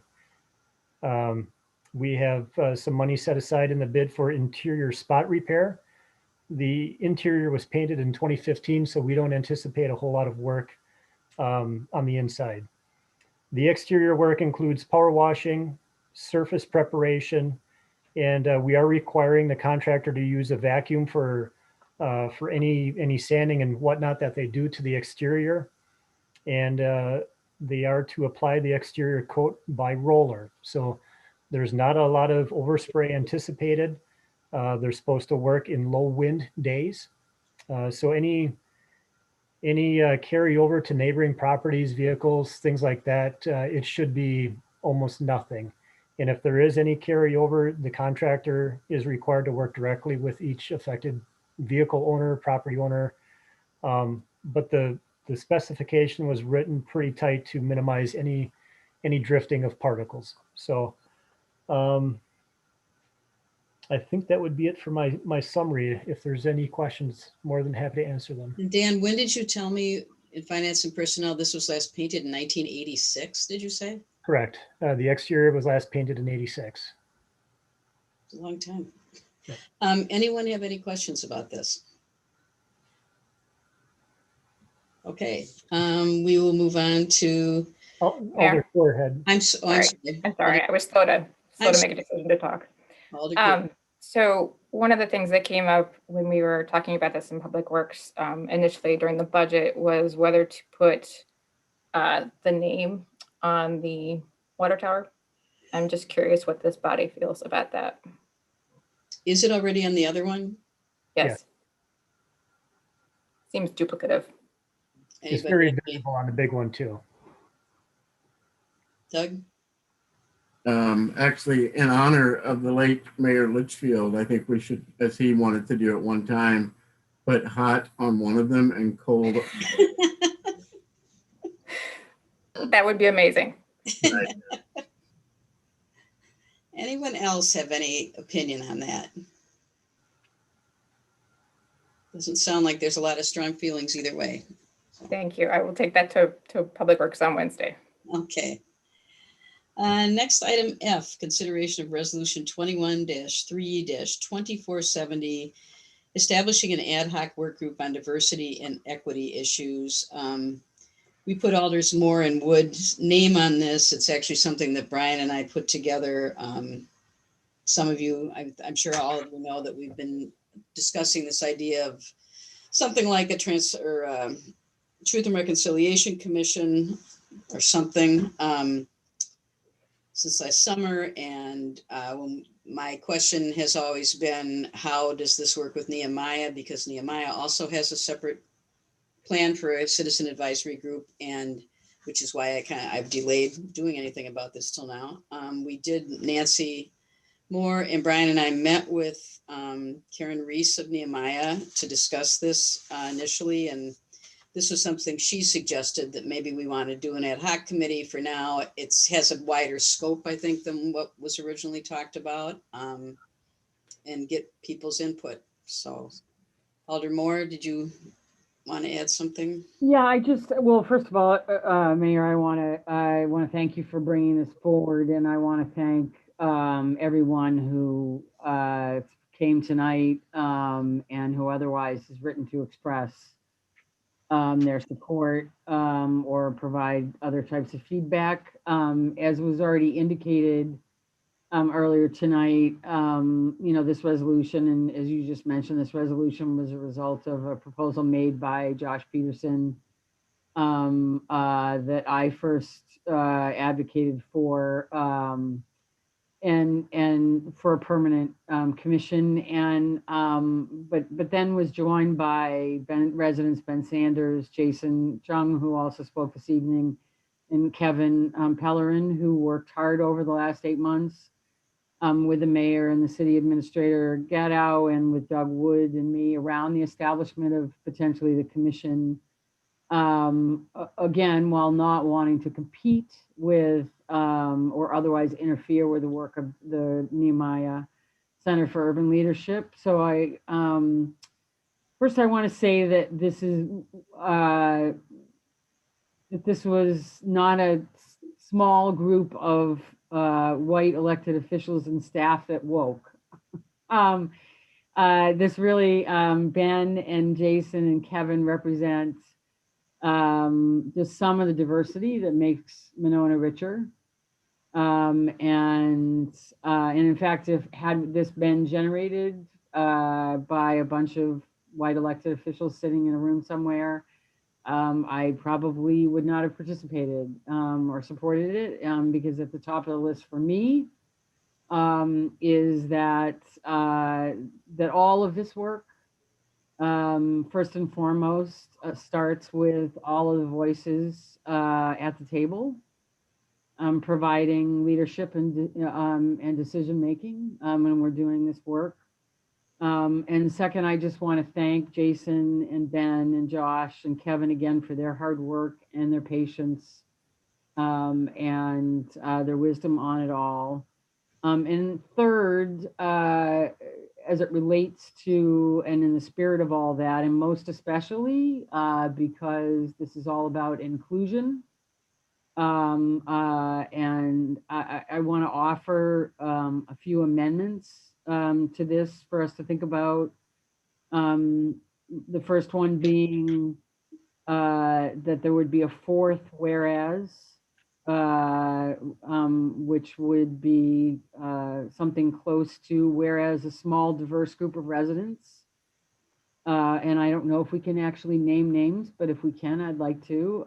Josh, Ben, Jason, and Kevin proposed and worked on the formation of a permanent Truth and Reconciliation Commission to provide leadership and guidance in systemic change. And a fifth whereas, which would be whereas the city of Monona and this diverse group wishes to advance the values of equity and justice for all as a complement to the other work already undertaken, including the contract with the Nehemiah Center for Urban Leadership as an organization that we all admire.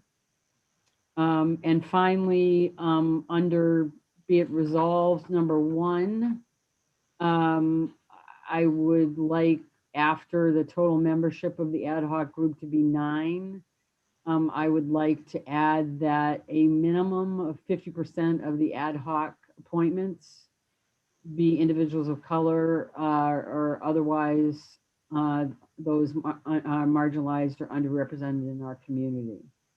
So it would be a minimum of 50%. I know that we had some discussions with Bill Cole at some point in this process around whether or not we could designate more specific things. But I think at least if we could make a commitment to over 50%, and frankly, it's on us to find those people, to recruit those people.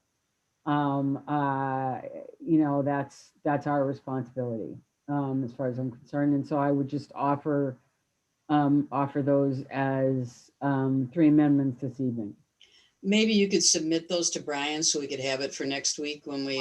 I would be happy to do that. In fact, okay. And we'll have to ask Bill about the specifying numbers because I think he said that's illegal. But Alder Thomas. Yeah, I wanted to add an amendment as well.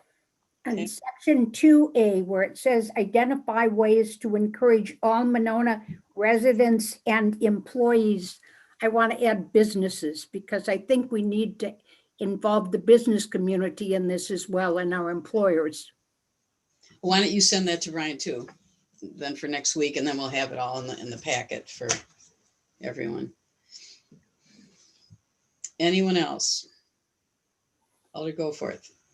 I'm just wondering if Alder Moore would be open to revising the language instead of 50% to majority of BIPOC residents. Would you be open to that, Nancy? Okay. Sure, I said a minimum of 50%, but we can go with a majority. Yeah, okay. Because I feel like a 75% ratio would be better. You know, white people will always have representation. So I was trying to be sensitive to what I knew Attorney Cole had already said. I will, but certainly I would hope the appointments would be north of. So okay. thank you. Thank you. Anyone else?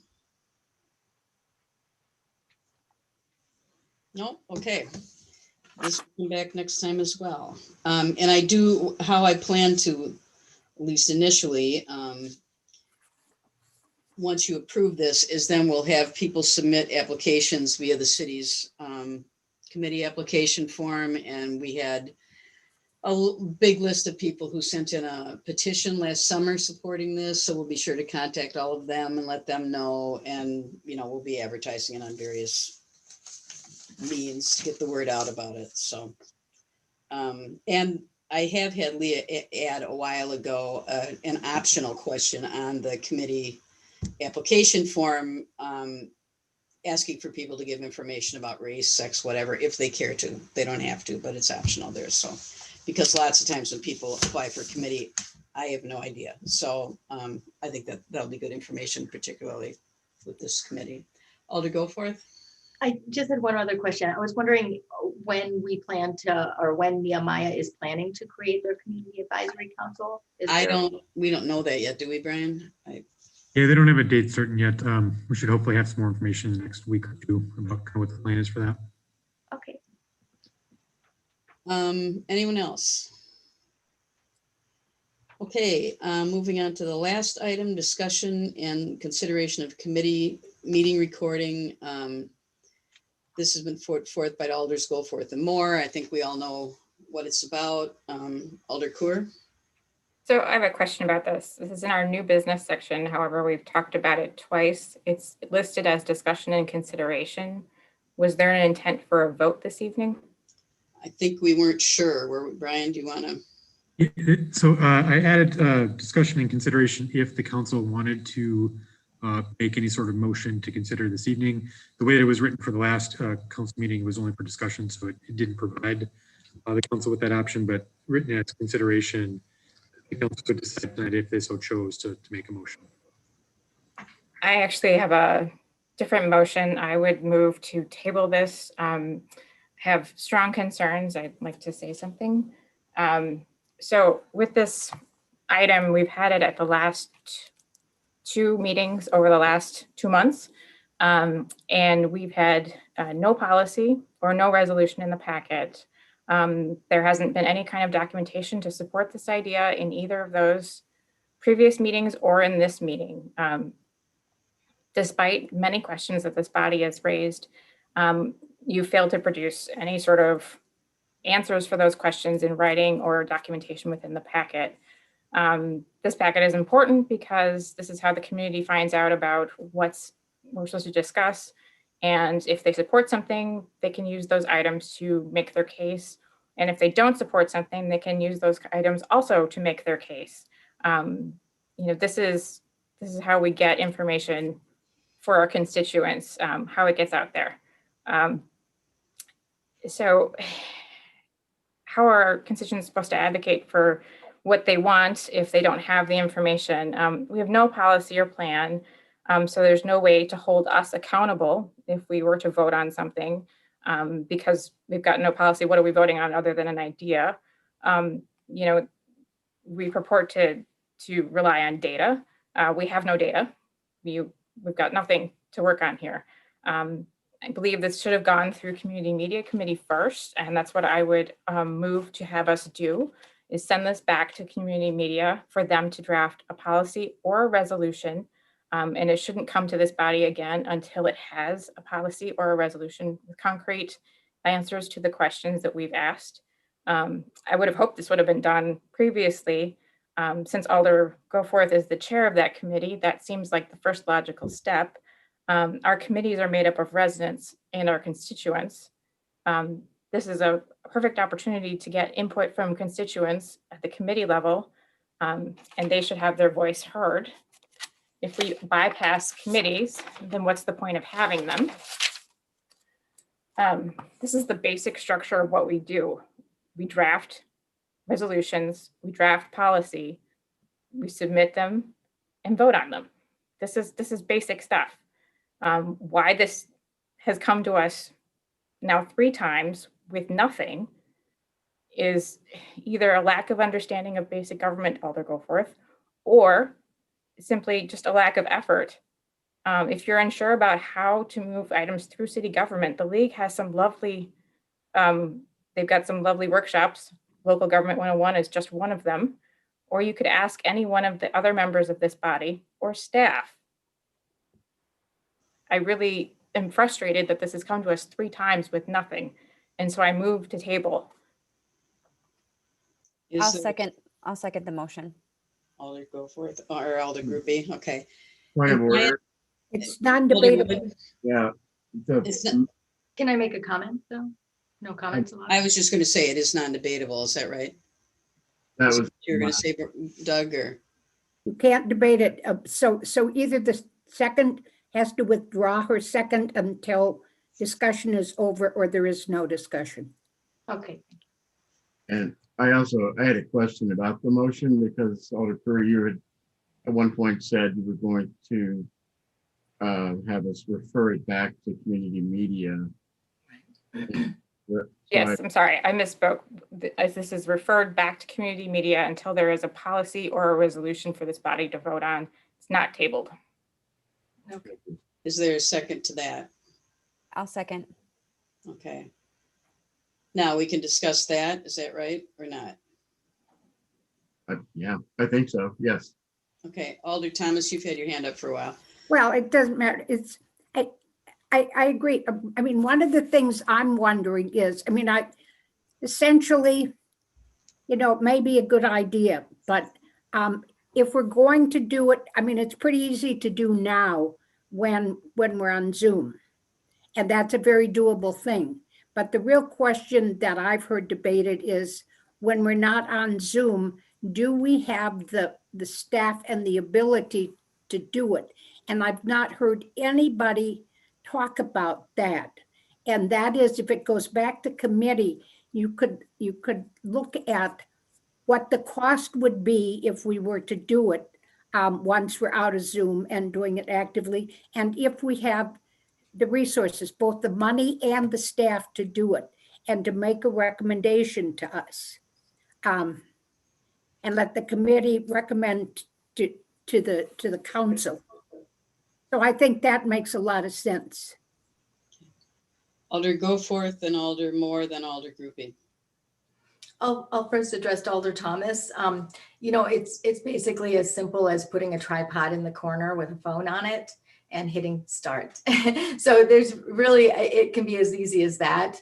I mean, we can certainly complicate it and buy a lot of equipment if we want to do that, but I think baby steps would be a really easy way to start. And then with Alder Core saying, you know, need for data, need for more information. I think Attorney Cole addressed all of that at the last meeting. He said that when people agree to serve on a committee, that is their consent. They have then given their public consent to have meetings in public and have the public's business done in public. I think, yeah, I guess, you know, I guess I'm curious why there's resistance to transparency. And it just seems like this is just a great opportunity for us to engage the public. I can see one issue is maybe I haven't been clear on which committees to have be public. I mean, I think they should all be public, but if we want a starting point, I would say it would be committees with big budget items. So, you know, parks, public safety, library, public works. That could be a great starting point right there. Yeah, I think that can all be discussed as part of the resolution. Alder Coor, did you want to address that? And then I'll go to Alder Moore, Groupie down the line here. I feel the need to clarify that I don't care to discuss this issue at this point. I am asking this to go back to community media for them to draft a policy or a resolution. Okay. Us debating what questions we have at this point is not useful.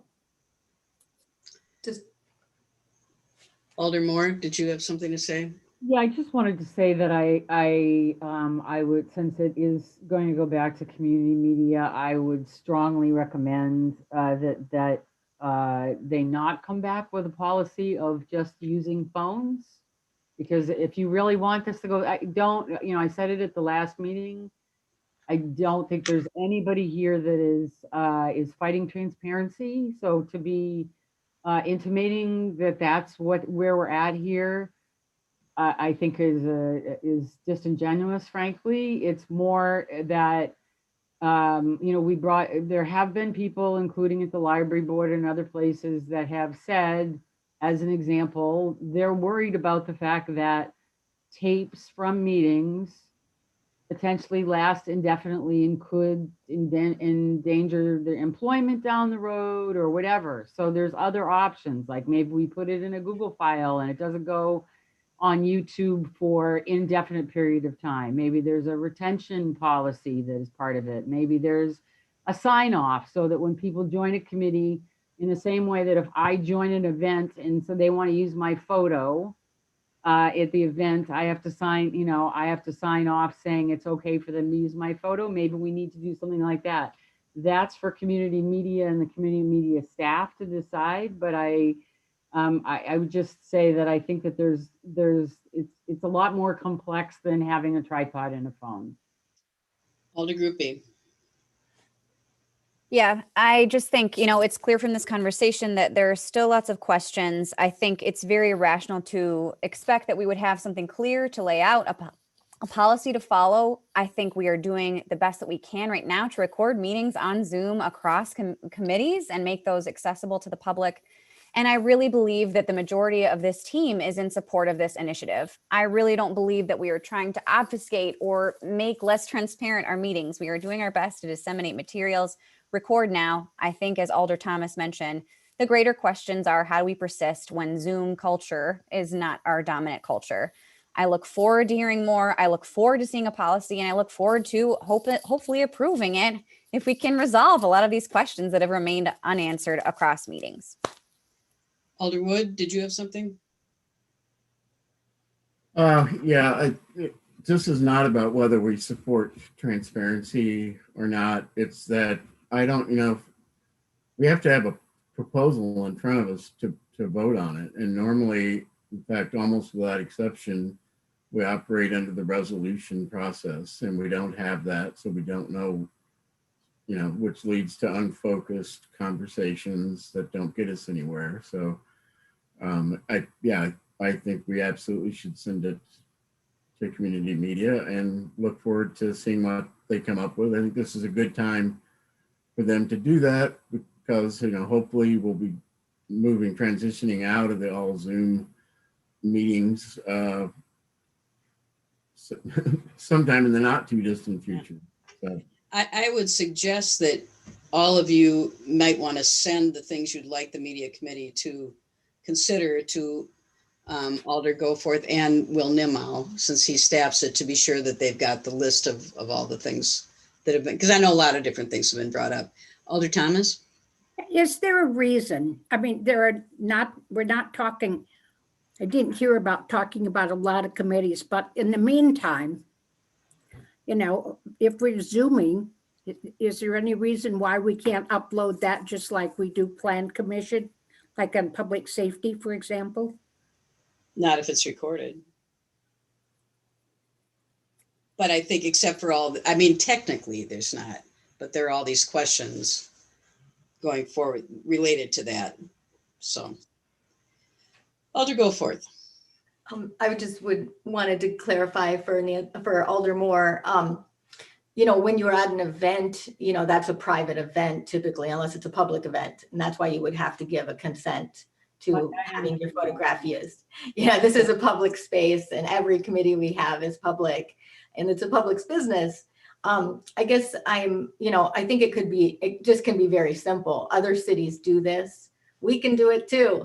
And I would like to, I definitely feel like Attorney Cole should be at our meeting for our community media to discuss this, because I think that was a real question at the last community media committee meeting was, they don't know the rules, they don't know the law. And some of the suggestions that were made there, to record, take a recording and dice it down to a 3-minute video by students, and then publish that as the overview, that's just incredibly laborious for video editing capabilities. And number two, we can't do that with students right now.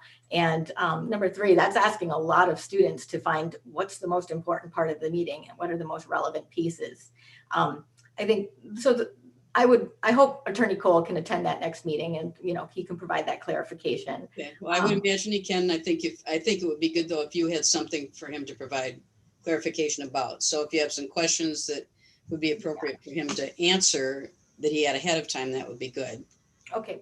Okay.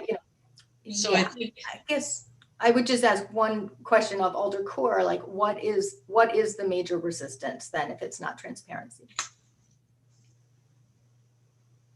You're muted, Jen. My issue this evening doesn't have to do with transparency. My issue this evening is that we've gotten nothing from you in terms of a resolution or a policy. I don't know what you want to do. You've been all over the map. You're talking about recording some, you're talking about distilling things down. I have nothing in front of me to make a decision about.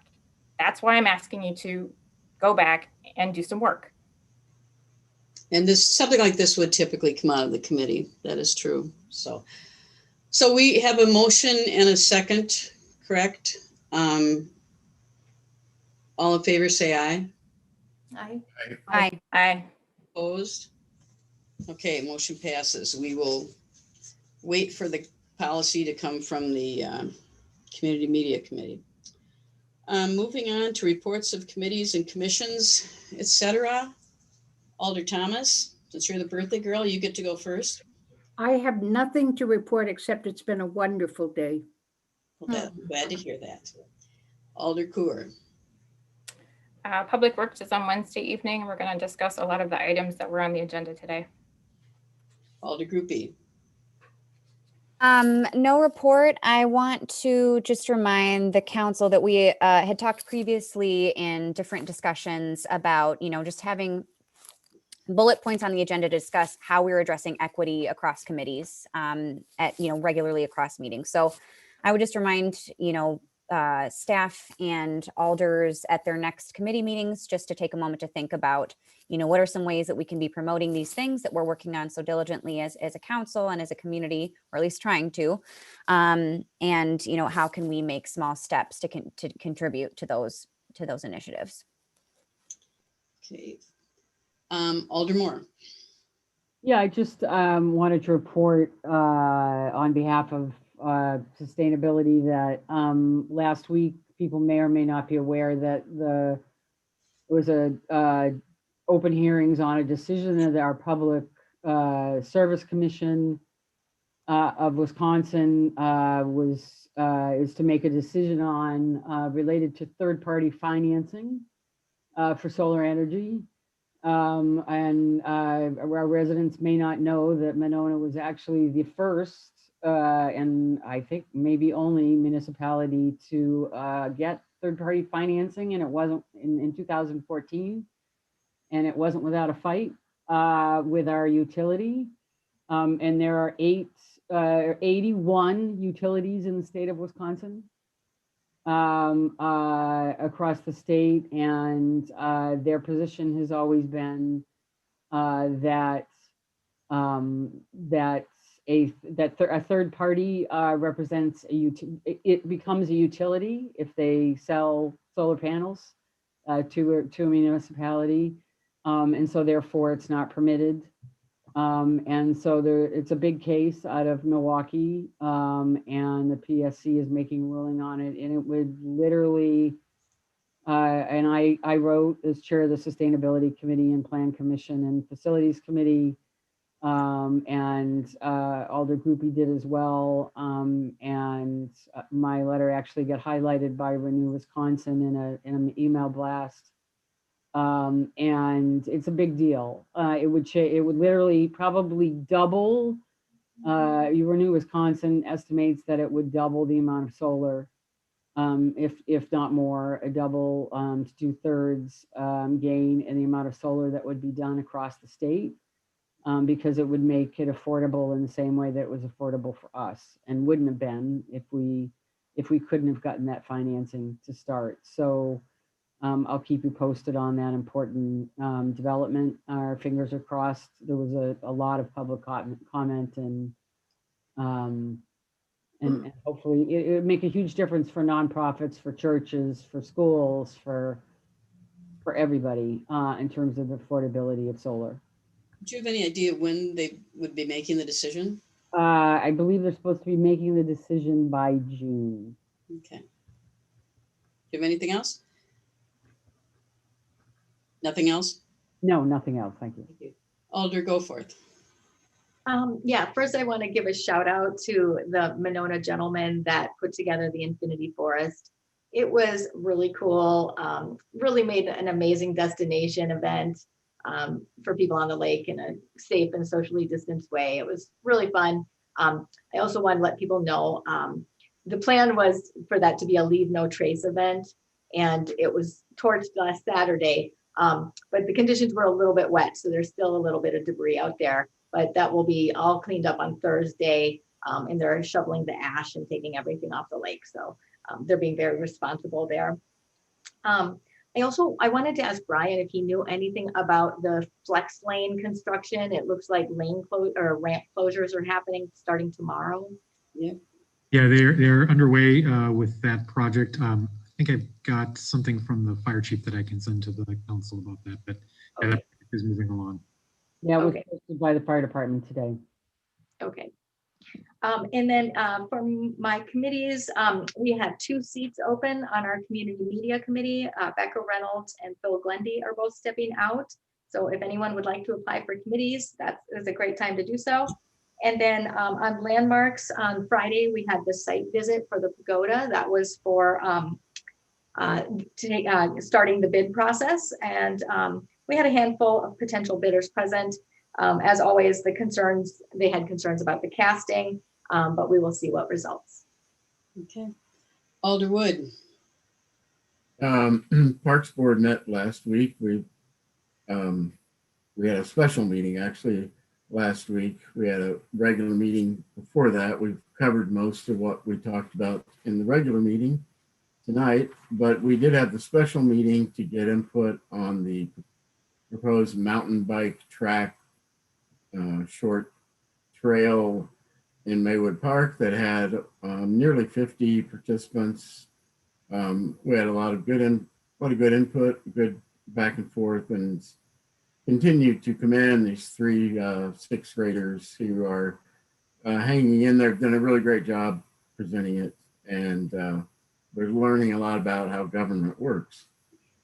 Other than that, MPO meets this Wednesday evening, and that's it. City Clerk Andrews, did you have anything? Yes, I'd like to talk about deadlines for voting that's coming up. April 6th is the spring election. Ballots are required to be out by us by March 16th. We do not have ballots right now, and we will not get them until maybe a day or 2 prior to March 16th. We'll get them out as soon as we possibly can, if we can get them out sooner than that, but the 16th is the deadline.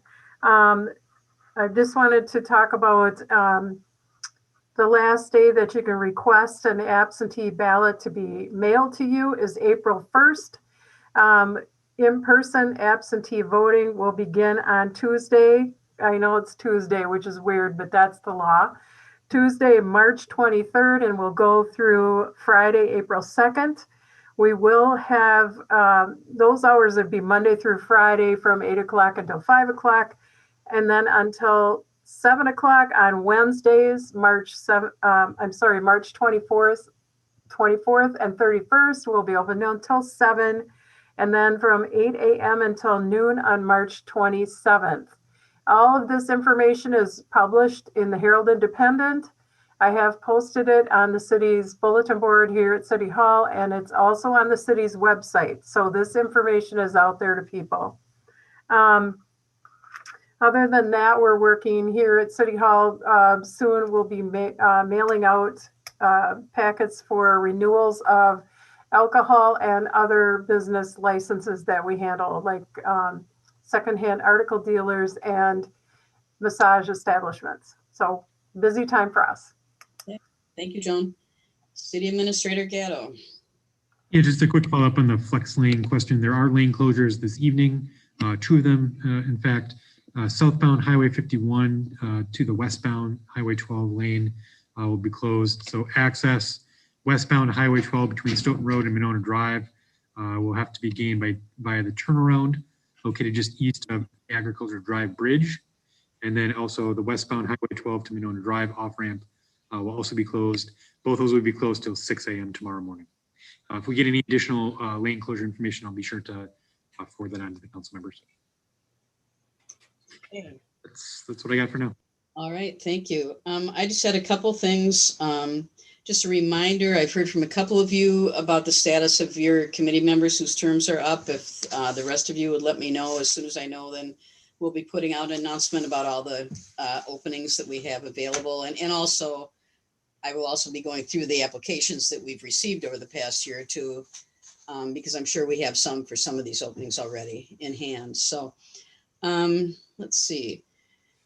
So if you would send that information to both Leah and me would be good. The only other thing is that, well, I'm happy to announce that Brian and I, we've been working on this for quite a while, about a year and a half, but Dane County recently approved lowering the speed limit on Broadway from 40 to 35. So it took a lot of meetings and a lot of Just a lot of different steps involved, but the Dane County Board just approved it, I think a week or two ago, and Madison is actually taking care of changing the signage. And so I'm not sure, do we know, Brian, do we have any idea when that will happen? I'm not sure.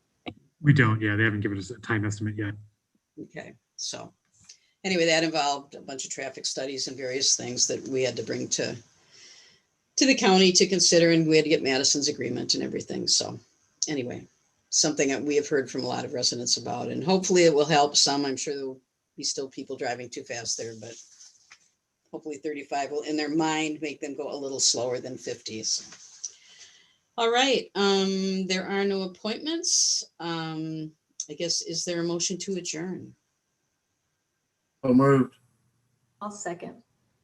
All in favor?